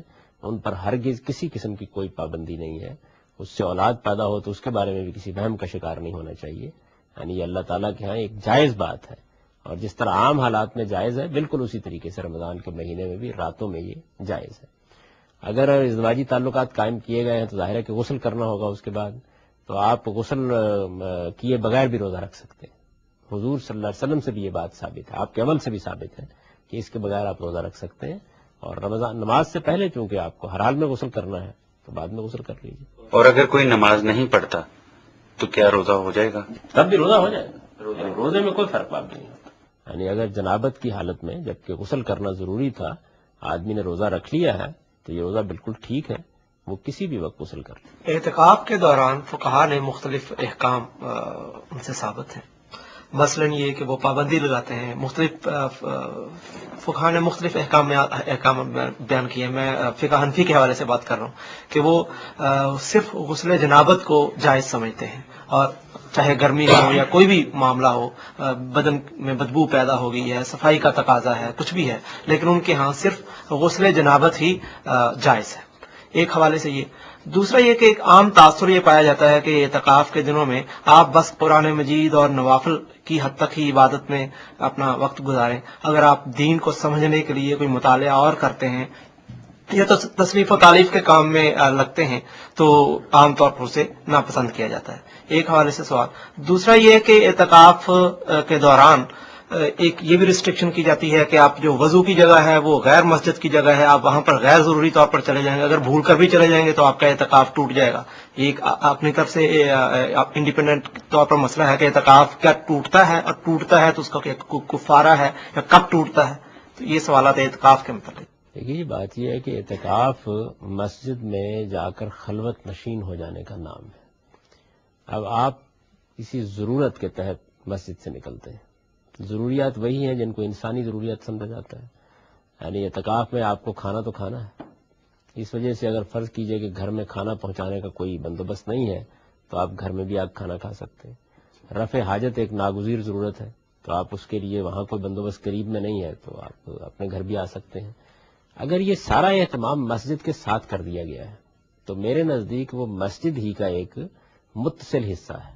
اس میں آپ نہا بھی سکتے ہیں، اس میں آپ رفع حاجت کے لیے بھی جا سکتے ہیں، اس میں آپ وضو کے لیے بھی جا سکتے ہیں. یہ کوئی مسجد سے نکلنا نہیں ہے. یعنی مسجد کے معاملے میں یہ بات کہ جہاں آپ نے جوتے رکھے ہیں وہ مسجد نہیں ہے اور جہاں آپ نے صف بچھا دی ہے وہ مسجد ہے. مسجد کا مطلب کیا ہے؟ مسجد کا مطلب یہ ہے کہ آپ اصلاً وہاں مقیم ہو گئے ہیں اور اب کوئی ضرورت ہے جس کے تحت کسی وقت باہر قدم رکھتے ہیں. تو میں اسی کو صحیح سمجھتا ہوں. البتہ یہ کہ اگر آدمی عام نہانے کے لیے روزانہ گھر آئے تو میں بھی یہی کہوں گا کہ یہ ٹھیک نہیں ہے. اگر مسجد کے قریب ساتھ اہتمام موجود ہے تو آپ نہا لیجیے. یعنی یہ ان ضرورتوں میں سے نہیں ہے کہ جن کے لیے آدمی اپنی مسجد سے نکل کر گھر آ جائے یا کسی حمام میں چلا جائے. رہنا اس کو مسجد ہی میں چاہیے. فرق صرف یہ ہے کہ ان حضرات کے نزدیک مسجد کے ساتھ جو منحق غسل خانے ہیں یا جو وضو کی جگہ ہے اس کے بارے میں بھی وہ اسی طرح کی سختی کرتے ہیں، جبکہ اعتکاف کی روح کو اگر پیش نظر رکھیں تو میرا خیال ہے کہ اس میں کوئی حرج کی بات نہیں. اگر کسی آدمی نے جان بوجھ کے اعتکاف کے حدود کی خلاف ورزی کر دی، اطمینان سے باہر چلا گیا، اپنے کاروبار کرنے کے لیے چلا گیا ہے تو اول تو کوئی احمق اس طرح کی بات کرے گا نہیں. لیکن اگر اس نے ایسا کیا تو یقیناً اعتکاف ختم ہو گیا. یعنی اس کے بعد تو پھر یہی ہے کہ وہ اگر اس نے نظر واجب اعتکاف تھا، نظر مانی ہوئی تھی تو دوبارہ پورا کرے گا، ورنہ ایک نفل عبادت تھی توڑ دی اس نے، پھر اس کا کوئی کفارہ نہیں. اچھا، اس اعتکاف کے دوران میں یہ بالعموم بلا ضرورت نہانے کو پسند نہیں کیا جاتا، کیا اس کا سبب ہے؟ یہ بات صحیح ہے یا؟ میرے خیال میں اس میں نہانے کے بارے میں تو نہ کسی حدیث میں کوئی بات آئی ہے، نہ قرآن مجید میں کوئی اشارہ اس کا ملتا ہے کہ نہانا کوئی بری چیز ہے اعتکاف میں یا یہ کوئی ناپسندیدہ چیز ہے. مسجد سے نکلنا ہی اصل مسئلہ بنا ہے. یعنی چونکہ نہانے کے لیے مسجد سے نکلنا پڑتا ہے تو وہ یہ کہتے ہیں کہ مسجد سے جب آپ بار بار نکلیں گے تو یہ تو پھر کسی ناگزیر ضرورت ہی کے لیے ہونا چاہیے نا، یہ کہتے ہیں. میں اس پہ فرق کرتا ہوں. میرے نزدیک آپ نہانے کے لیے گھر آئیں گے تو وہ تو صرف اسی نہانے کے لیے آنا چاہیے اگر وہاں کوئی بندوبست نہیں جو ضروری نہانا ہے. لیکن اگر مسجد کے بالکل ساتھ غسل خانے بنے ہوئے ہیں اور اطمینان سے آپ اعتکاف کی روح کو پیش نظر رکھتے ہوئے وہاں نہا لیتے ہیں تو کوئی حرج نہیں. اس سے طبیعت میں نشاط رہتا ہے، عبادت کرنے کی طرف زیادہ رغبت ہوتی ہے. ایک سوال ان کا رہ گیا باقی، یہ انہوں نے پوچھا تھا کہ اس میں جو آپ پڑھتے ہیں چیزیں تو اس میں ایک تو یہ کہ عبادات کرتے ہیں. اصلاً تو اعتکاف میں اہتمام عبادت ہی کا کرنا چاہیے، زیادہ سے زیادہ یہی کرنا چاہیے کہ عبادت کی نوعیت کے کام ہوں، کیونکہ یہ اللہ کی طرف رجوع کرنے کا نام ہے. لیکن آدمی یہ خیال کرے کہ اچھا امتحان کی تیاری باہر نہیں ہو رہی تو اعتکاف کر لیتے ہیں، تو یہ اعتکاف کے منافی ہے. ہاں البتہ یہ کہ آپ کوئی دین کو سمجھنے کے لیے کوئی پڑھتے ہیں، مطالعہ کرتے ہیں، یہ بالکل ٹھیک ہے، اس میں کوئی معنی نہیں. ابھی آپ نے فطرانے کے بارے میں بتایا ہے، تو فطرانہ اصل میں جو اس کو متعلق کیا جاتا ہے کہ عید سے پہلے پہلے یہ دیا جائے اور اس مقدار میں، اور اگر تو اس میں میرا سوال یہ ہے کہ یہ کیا اس کا عید سے کوئی تعلق ہے، اور دوسری بات یہ کہ کیا اس کا عید سے پہلے ادا کرنا اگر ممکن نہیں ہو سکا اور یہ چھوٹ گیا تو کیا اسے بعد میں بھی ادا کیا جا سکتا؟ اصل مقصود اس سے یہ ہے کہ عید کے موقع پر لوگوں کو کچھ نہ کچھ مل جائے، تو اس لیے کوشش تو یہی کرنی چاہیے کہ آپ جیسے ہی رمضان ختم ہوا ہے آپ عید سے پہلے لوگوں کو دے دیں جو دینا ہے، بلکہ رمضان کے دوران میں بھی دے دیں تب بھی کوئی حرج کی بات نہیں ہے. لیکن کسی وجہ سے اگر نہیں دے سکے تو پھر عید کے دن، عید کے بعد بھی ادا کیا جا سکتا ہے. ایک فرض ہے جو آپ کے اوپر عائد ہوا تھا، آپ کو اس کو ادا کرنا ہے. اگر کسی وجہ سے نہیں کر سکے تو جیسے نماز قضا پڑھتے ہیں اس طرح فطرانہ بھی دیا جائے گا. بعد میں بھی کسی غریب کے کام ہی آئے گا جو کچھ آپ اس کو دے رہے ہیں. لیکن اصل اس کی روح یہی ہے کہ آپ کوشش کریں کہ آپ عید سے پہلے پہلے کسی آدمی کو دیں. روزے کے درمیان سگریٹ پی سکتے ہیں؟ کیونکہ اس طرح تو وہ جسٹ ایک اسموک ہے، ایک دھواں ہے، اور کئی سارے دھوئیں ہمارے سارے دن روزمرہ میں سانس کے ذریعے اندر جاتے ہیں. کھانے پینے کے متعلق منع کیا گیا ہے، تو کیا یہ دھواں لے سکتے ہیں، سگریٹ پی سکتے ہیں، یا حقہ اس قسم کی کوئی چیز؟ یہ کوئی چیزیں جو اضطرارن ہوتی ہیں، جن پہ آدمی کا کوئی کنٹرول نہیں ہے، ان کے بارے میں آدمی کو مکلف نہیں کیا گیا کہ وہ ان سے بچنے کی کوشش. گرد جا رہی ہے، اندر جا رہی ہے، دھواں جا رہا ہے، اپنے طور پر جا رہا ہے، لیکن آپ سگریٹ کس لیے پیتے ہیں؟ اس سے آپ کو ایک لذت حاصل ہوتی ہے. اس وجہ سے سگریٹ پینے سے روزہ آپ کا ٹوٹ جائے گا. سگریٹ پینے سے، حقہ پینے سے، یہ تو براہ راست ایک لذت حاصل کرنے کا عمل ہے جو آپ نے عمدن جانتے بوجھتے کیا ہے. تو اس وجہ سے اس میں کوئی گنجائش نہیں. جو روزے ماہ شوال میں رکھے جاتے ہیں تو ان کا کیا درجہ ہے، اور نبی کریم صلی اللہ علیہ وسلم نے اس مہینے میں کیا یہ روزے باقاعدگی سے رکھے ہوئے؟ شوال کے روزوں کی رسول اللہ صلی اللہ علیہ وسلم نے فضیلت بیان کی ہے. یہ فرمایا ہے کہ اگر کوئی آدمی شوال کے 6 روزے رکھتا ہے تو یہ ایسے ہی ہے جیسے اس نے پورے سال کے روزے رکھ لیے. خود حضور یہ روزے رکھتے تھے یا نہیں رکھتے تھے، اس بارے میں کوئی چیز ثابت نہیں، معلوم نہیں ہوتا. یہ معلوم ہوتا ہے کہ رسول اللہ صلی اللہ علیہ وسلم ہر مہینے میں 3 روزے رکھا کرتے تھے. یہ بھی معلوم ہوتا ہے کہ آپ پیر اور جمعرات کا روزہ رکھتے تھے. یہ بھی معلوم ہوتا ہے کہ شعبان کے مہینے میں بہت سے روزے رکھتے تھے. لیکن شوال کے 6 روزے خود بھی رکھتے تھے. میرے علم کی حد تک کوئی صحیح روایت اس معاملے میں نہیں. فضیلت البتہ بیان ہوئی. سر جب اعتکاف میں بیٹھتا ہے انسان تو کیا وہ منہ چھپا کے بیٹھے یا یوں بیٹھ جائے، یعنی کہ منہ کھولے بنا؟ تو کچھ لوگ کھول کے بیٹھتے ہیں، کچھ چھپا کے. اس کے بارے میں کیا حکم ہے؟ آپ کو خلوت میں بیٹھنا چاہیے، منہ چھپانے کی کوئی ضرورت نہیں. بس علیحدگی میں بیٹھ جائیے. کپڑے لوگوں نے تانے ہوئے ہوتے ہیں، خیمہ سے لوگ بنا لیتے ہیں تاکہ وہ دوسروں سے ذرا الگ ہو کر اپنی عبادت میں مصروف رہ سکیں. تو یہ ضرور کرنا چاہیے. جب جماعت بھی ہوتی ہے نا تو اس میں سے نکل آتے ہیں، پہلی صف میں کھڑے ہو جاتے ہیں. اس لیے میں پوچھیں. نماز میں جانے میں کوئی حرج نہیں، منہ چھپانے کی کوئی ضرورت نہیں. اگر کسی ناگزیر حالت میں یا کسی بیماری میں اگر اعتکاف میں سے اٹھ جائیں، اعتکاف ختم کرنا پڑے، تو اس کا کوئی کفارہ ادا کرنا ہوگا؟ اس کا کوئی کفارہ نہیں ہے، بس اعتکاف ختم ہو گیا. آپ نے ایک عبادت کا ارادہ کیا تھا، ختم ہو گیا. اس میں کوئی گناہ نہیں ہے. اس میں اگر کوئی مجبوری ایسی پیش آ گئی تو کوئی گناہ نہیں ہے. لیکن یہ کہ آدمی پورا ارادہ کر کے اعتکاف کے لیے بیٹھا اور اس کے بعد تھڑدلے پن کی وجہ سے اٹھ کے چلا گیا، ظاہر ہے کہ یہ چیز تو اللہ تعالیٰ کے ہاں کوئی اچھی نہیں سمجھی جائے گی. بعض عالم اس بات کے قائل ہیں کہ کوئی شخص اگر منہ میں نسوار رکھ لے تو اس میں روزے میں کوئی حرج نہیں ہے. میرے خیال کے مطابق تو اس سے لوگوں کو روکنا چاہیے. اس سے دروازہ کھل جائے گا اور روزے کا جو ایک خصوصی احترام ہے وہ ختم ہونا شروع ہو جائے گا. آدمی معاشرے کے دباؤ سے یا گھر والوں کے دباؤ سے روزہ رکھنے پر مجبور ہوتا ہے کہ یہ لوگ مجھے لان تان کریں گے، ویسے باتیں کریں گے. تو اس روزے کی کیا حیثیت ہے؟ بھوکا رہا آدمی. روزہ تو اللہ کی خوشنودی کے لیے رکھا جاتا ہے. اللہ کو خوش کرنے کے لیے اگر روزہ نہیں رکھا، اللہ کا حکم سمجھ کر روزہ نہیں رکھا تو یہ روزہ نہیں ہے. اور میرا خیال یہ ہے کہ پھر اس کی ضرورت بھی کیا ہے؟ بس لوگوں کو یہ تاثر دے دے کہ میں نے روزہ رکھا ہوا ہے، کھائے پیے اطمینان کے ساتھ، کوئی وجہ ہی نہیں. یہ تو اللہ تعالیٰ کے ہاں زیادہ مواخذے کا باعث بن جائے گا. یعنی ایک بڑی عظیم عبادت جس میں اللہ کی اطاعت کا مجسم بن کر اس کو رہنا تھا، اس نے اس میں ریا کو داخل کر دیا. تو اس سے اللہ کی پناہ مانگنی چاہیے. یہ کوئی روزہ نہیں، کچھ بھی نہیں ہوا. اعتکاف کے حوالے سے ایک پہلو تشنا رہ گیا کہ بعض علماء اس کو ٹارگٹ بنا لیتے ہیں کہ فلاں میرا تحقیقی اور علمی کام رہ گیا ہے، اس کی مجھے عام دنیا کی ہمہ ہمی میں فرصت نہیں ملی، تو اعتکاف ایک خاصا موقع فراہم کر دیتا ہے. تو اس کو ٹارگٹ بنا کر اگر کوئی آدمی اعتکاف بیٹھ جاتا ہے تو اس کا کیا حکم ہے؟ ظاہر علمی کام سے میرا مراد دین کے حوالے سے. میں تو اس کو پسند نہیں کرتا. میرے خیال کے مطابق عبادت کو عبادت ہی کی روح کے ساتھ ہونا چاہیے. یعنی اس کا اصلی مقصود یہی ہے کہ آدمی اللہ تعالیٰ کی اطاعت کا اپنے آپ کو نمونہ بنائے اور پوری کوشش کرے کہ وہ اللہ کی طرف رجوع کر کے اور اللہ کی طرف منقطع ہو کے بیٹھ گئے. تو عام طور پر اس طرح کے جو علمی اور تحقیقی کام ہوتے ہیں، یہ میں نہیں کہتا کہ وہ کرنے ممنوع ہے، لیکن اس مقصد کے لیے اعتکاف بیٹھنا یہ میری سمجھ میں نہیں آتا. اعتکاف تو اسی مقصد کے لیے آدمی بیٹھے گا جس کے لیے اعتکاف کی عبادت مشروع کی گئی ہے. وہ اللہ تعالیٰ کی خوشنودی حاصل کرنا ہے، اللہ کی عبادت کرنا ہے، اللہ کی بندگی کرنا ہے. آپ اس مقصد کے لیے بیٹھے ہیں، یہ بالکل ایسے ہی ہے کہ جیسے آپ حج کرنے کے لیے نکلے ہیں، حج کے ارادے سے نکلے ہیں اور آپ نے اس کے دوران میں کوئی خرید و فروخت کا کام بھی کر لیا ہے. اور ایک یہ کہ آپ ارادہ ہی یہ کر کے نکلے ہیں کہ آپ کو اصل میں خرید و فروخت کے لیے جانا ہے، چلیے حج بھی کر لیں گے. یہ صورتحال ٹھیک نہیں ہے. یعنی اعتکاف تو اسی مقصد کے لیے بیٹھنا چاہیے جس کے لیے اعتکاف مشروع کیا گیا ہے، اس میں اگر آپ کوئی علمی کام بھی اپنا کر رہے ہیں اور وہ پاکیزہ کام ہے، اس میں کوئی خرابی کی چیز نہیں ہے، تو آپ کر لیں، لیکن یہ سمجھ لیں کہ اعتکاف کا زیادہ حصہ عبادت میں، ریاضت میں، دھیان گھیان میں، ذکر فکر میں بسر ہونا چاہیے۔ جناب جاوید صاحب، عید کا جو ہے رمضان کے ساتھ اس کا کیا تعلق ہے؟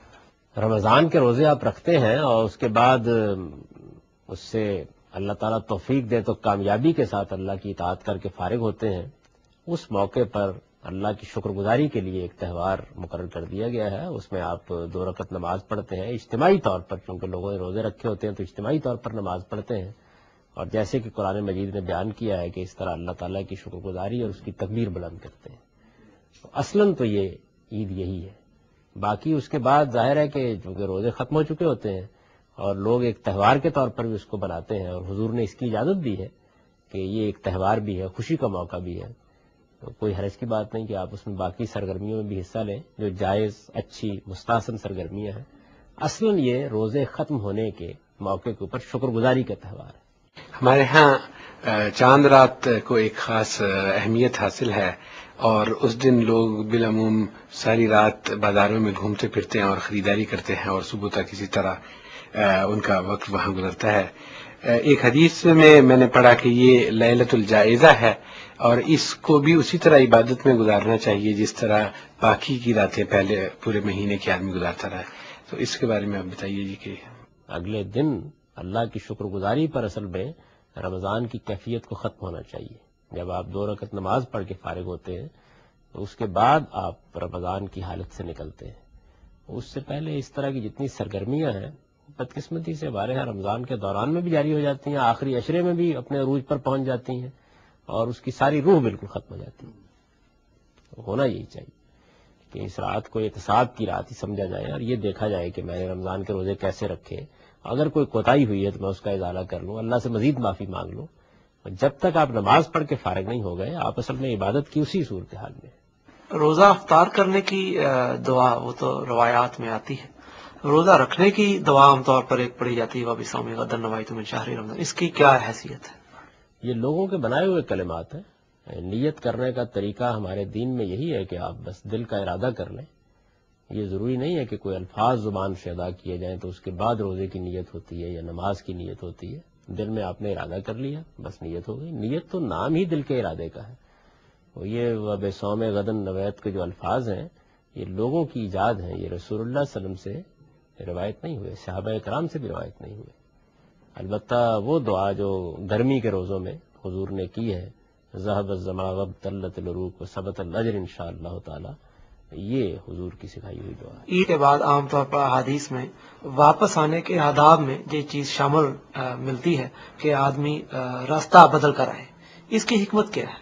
یہ بات یہ ہے کہ عید ایک تہوار ہے، اس موقع پر ہم اللہ کی تکبیر بلند کرتے ہیں، یعنی اللہ اکبر لا الہ الا اللہ اکبر، یہ عید کا ترانہ ہے۔ عید کے موقع پر ہم جاتے ہوئے آتے ہوئے تکبیرات بلند کرتے ہیں، خطبے میں بھی تکبیرات بلند کی جاتی ہیں۔ تو اس سے مقصود یہ ہے کہ پوری بستی گونج اٹھے، یعنی آپ ایک طرف سے نکلیں دوسری طرف سے آئیں، ایک طرف سے اللہ کی تکبیر بلند کرتے ہوئے جا رہے ہیں، تو جتنے زیادہ راستوں پر مسلمان پھیلے ہوئے ہوں گے تو اس سے گویا تکبیر، تحلیل، اللہ کا ذکر وہ پوری فضا میں چھا جائے گا۔ پھر ایک بات عمومی بھی ہے، اور وہ یہ کہ جب آپ عبادت کے لیے نکلتے ہیں تو قرآن مجید سے معلوم ہوتا ہے نا کہ جس جگہ آپ عبادت کرتے ہیں، جو کام بھی کرتے ہیں، تو آپ کے ہاتھ، پاؤں، زمین، آسمان سب اس کی گواہی دیں گے۔ تو آدمی کے دل میں یہ خواہش پیدا ہوتی ہے کہ ٹھیک ہے وہ اللہ کی راہ میں ایک طرف سے گیا ہے، دوسری طرف سے آیا ہے، تو زمین کا ہر ایک حصہ اس کے لیے اللہ کے یہاں گواہ بنے۔ یہ پہلو بھی ظاہر ہے اس کے اندر موجود ہوتا ہے، لیکن اصل وہی چیز مقصود ہے کہ اس کے ذریعے سے گویا ایک راستے سے آپ اللہ کی تکبیر بلند کرتے ہوئے جا رہے ہیں، دوسرے راستے سے آ رہے ہیں، تو پوری بستی پر اس کے اثرات ہوں۔ روزے کے دوران کوئی ضروری دوائی وغیرہ جو ڈاکٹر دیتے ہیں، عموماً جس طرح کے ڈاکٹر کہتے ہیں کہ یہ جی صبح دوپہر شام آپ نے دوائی کھانی ہے، تو کیا کوئی دوائی لی جا سکتی ہے؟ روزے کے دوران میں آپ کوئی دوا کھا نہیں سکتے، یعنی کوئی ایسی چیز جو کھانے کی ہے، پینے کی ہے، وہ استعمال نہیں کی جا سکتی۔ اس طرح کی دوا انجیکشنز کے ذریعے سے اگر آپ لے لیں تو اس میں کوئی حرج کی بات نہیں ہے۔ ڈاکٹر سے آپ درخواست کریں، اور دوائیں ایسی موجود ہوتی ہیں کہ ان کی درمیان کی مدت بڑھا دی جاتی ہے، یعنی آپ سحر و افطار کے وقت لے لیں، ٹھیک ہے۔ اگر یہ بالکل ناگزیر ہے کہ آپ کو درمیان میں دوا لینا ہے تو پھر روزہ چھوڑ دینا پڑے گا۔ موجودہ زمانے میں اجتماعی اعتکاف کے طریقہ رائج ہے اور اس میں زیادہ تقریریں سنی جاتی ہیں. قرآن کی روشنی میں اس کی کیا حیثیت ہے؟ اور یہ بھی بتا دیں کہ نبی صلی اللہ علیہ وسلم کا اس معاملے میں کیا فیصلہ ہے؟ اعتکاف تو نام ہی اللہ تعالیٰ کے لیے الگ ہو جانے کا ہے، تو اس کو اگر آپ اجتماعی صورت دے دیں گے تو وہ اعتکاف تو نہیں رہے گا، ایک میلہ بن جائے گا.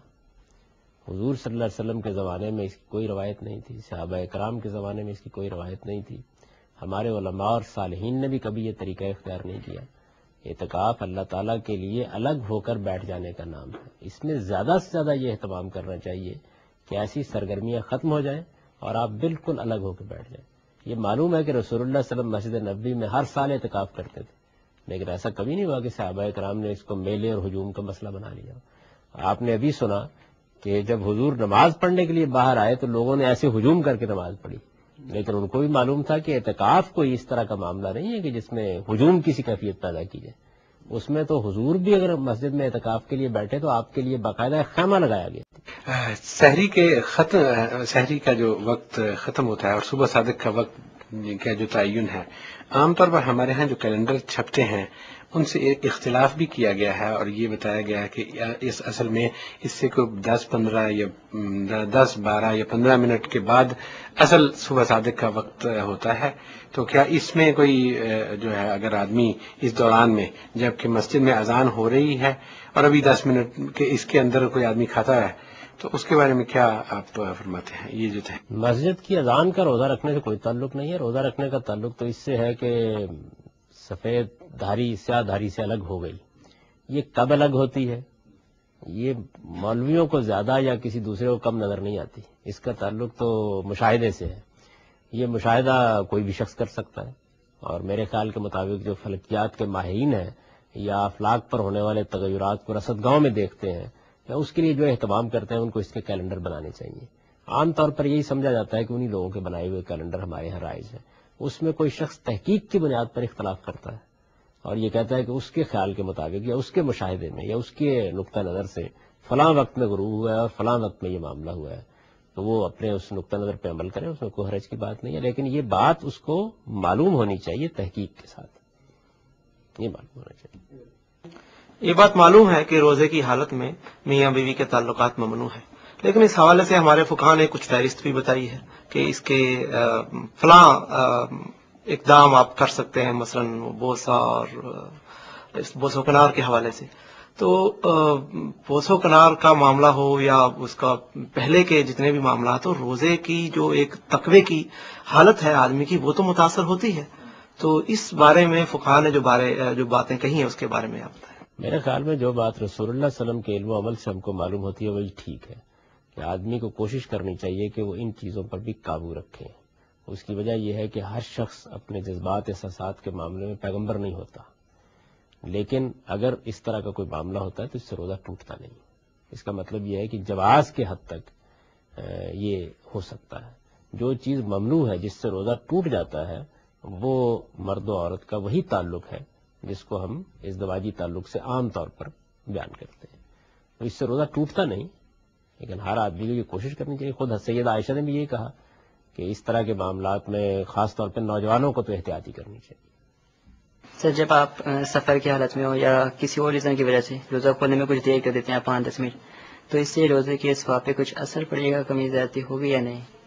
اگر کسی وجہ سے کوئی 5-7 منٹ کی تاخیر ہوئی ہے تو اس سے کوئی فرق نہیں پڑے گا. لیکن یہ کہ روزے کے معاملے میں آدمی مطلب بے نہ ہو، اسے خیال ہی نہ ہو کب کھولنا ہے، دیکھی جائے گی جب موقع ملے گا کھول لیں گے. اس کے معنی تو یہ ہے کہ پھر وہ روزے کے معاملے میں عبادت سمجھ کر اپنے آپ کو مشغول کیے ہوئے نہیں. یہ تو اس چیز کا نام ہے نا کہ اللہ کے اذن پر آپ رک گئے، اللہ کے اذن پر آپ نے روزہ کھول لیا. سر یہ جس طرح رمضان کے روزے پورے کر کے اس کے بعد ایک خوشی کا موقع ہے اور اللہ تعالیٰ نے اس کی اجازت بھی دی ہے کہ آپ خوشی کریں عید کے دن، تو کیا ہم اس خوشی میں شادی بیاہ کی رسوم کو بھی شامل کر سکتے ہیں یا اس کا انتظار کریں کہ عید کا دن جو گزر جائے؟ اور خاص طور پہ یہ کہا جاتا ہے کہ جو نام رکھے گئے ہیں عید دوسرے تیسرے دن کے ٹرو مرو میں مطلب ہو سکتے ہیں، عید کا دن نکال دیا جائے. تو کیا یہ زیادہ اچھا نہیں ہے کہ ہم لوگ عید کی جو خوشی کا موقع اس میں اپنی شادی کے تہواروں کو بھی شامل کر لیں؟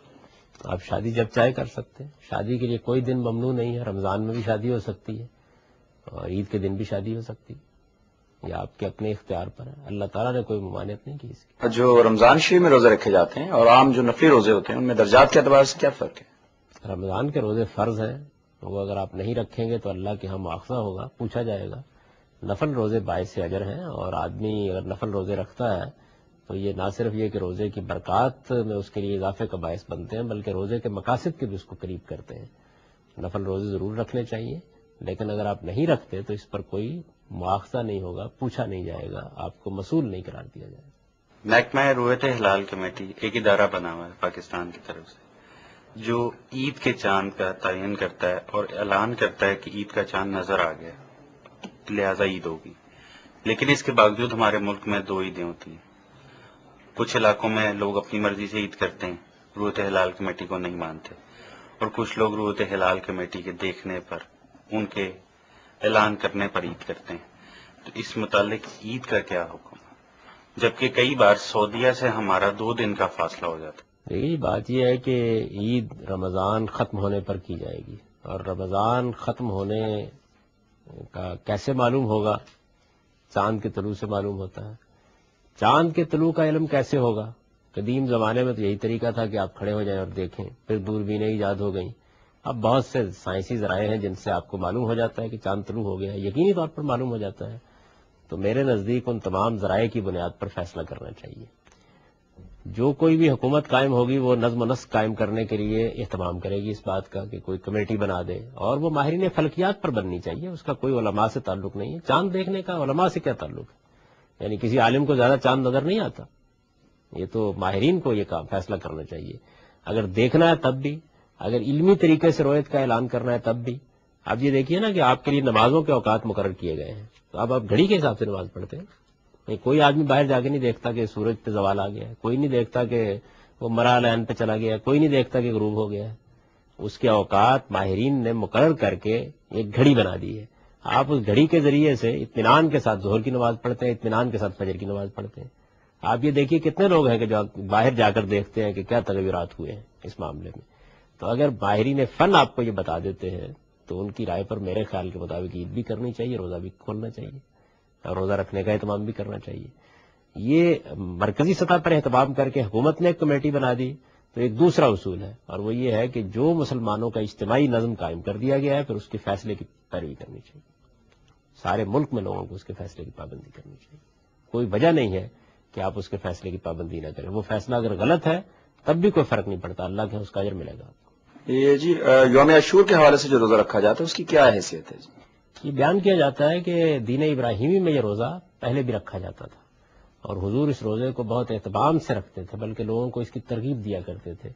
یہ بھی بیان کیا جاتا ہے کہ قریش کے ہاں یہ روزہ غالباً کوئی کفارے کا روزہ تھا، یہ بھی بات بیان کی جاتی ہے۔ بعد میں جب حضور مدینہ تشریف لائے تو معلوم ہو یہود بھی یہ روزہ رکھتے ہیں، اور یہ بالکل قرینہ قیاس ہے۔ اس کی وجہ یہ ہے کہ دین ابراہیمی میں اگر یہ روزہ رہا ہے تو ظاہر ہے کہ وہ بھی اسی کے پیرو تھے، لیکن اس کے بارے میں پھر یہ وجہ بھی بیان کی جاتی ہے کہ روزہ ان کے ہاں اس وجہ سے مشروع ہوا کہ جب ان کو فرعون کی غلامی سے نجات ملی تو انہوں نے اس کے شکرانے میں روزہ رکھنا شروع کر دیا۔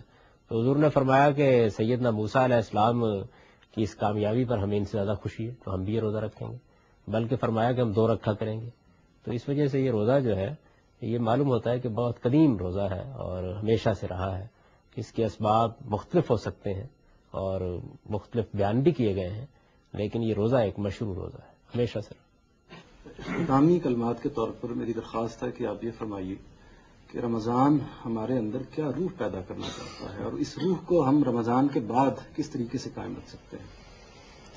رمضان کے بارے میں اللہ تعالیٰ نے جو بات بیان کر دی ہے، نہ اس میں میں ایک حرف کا اضافہ کر سکتا ہوں نہ کمی کر سکتا ہوں، اور وہ بات یہ ہے کہ لعلکم تتقون، یعنی یہ روزے تم پر اس لیے فرض کیے گئے ہیں تاکہ تمہارے اندر تقوی پیدا ہو جائے۔ اب یہ سوال پیدا ہوتا ہے کہ رمضان یہ تقوی کیسے پیدا کرتا ہے؟ تو میرے نزدیک 3 پہلوؤں سے اس پر غور کرنا چاہیے۔ ایک یہ کہ روزہ ہمارے اندر اللہ تعالیٰ کی اطاعت کو ایک بالکل زندہ حقیقت بنا دیتا ہے۔ عام حالات میں بھی اللہ کی اطاعت کرتے ہیں، لیکن جب رمضان کے روزے میں ہم کھانا پینا چھوڑ دیتے ہیں، اپنے اوپر پابندی لگا لیتے ہیں، ازدواجی تعلقات پر پابندی لگا لیتے ہیں، تو آپ دیکھیے نا کہ پہلے تو یہ ہوتا ہے کہ ابھی ہم نے روزہ شروع کیا ہے، جیسے جیسے اندر کے داعیات زور کرنا شروع کرتے ہیں تو معلوم ہوتا ہے کہ پھر ہر لمحہ گویا احساس کے ساتھ گزر رہا ہے کہ ہم اللہ کی اطاعت میں، بندہ بالکل مجسم اطاعت ہو جاتا ہے اور اس سے بڑھ کر کوئی چیز آدمی میں اللہ کی اطاعت کا احساس نہیں پیدا کر سکتی جتنا روزہ پیدا کرتا ہے. تو اصل میں تقویٰ کیا ہے؟ یعنی بعد میں آپ نے اللہ کے احکام کی پابندی کرنی ہے نا، تو اس کی آپ کو تربیت حاصل ہو جاتی ہے. پھر یہ کہ جواب دہی کا احساس پیدا کرتا ہے. یعنی آخر ہر موقع کے اوپر جب آپ برفاب موجود ہے قریب نہیں پھٹکتے، بیوی موجود ہے اللہ کے حکم پر آپ اپنی خواہش پوری نہیں کرتے، کھانے پینے کی چیزیں موجود ہیں لیکن ہاتھ نہیں بڑھاتے، وہ کیا چیز ہے جو آپ کو روک رہی ہوتی ہے؟ یہی نا کہ ایک دن اپنے پروردگار کو منہ دکھانا ہے.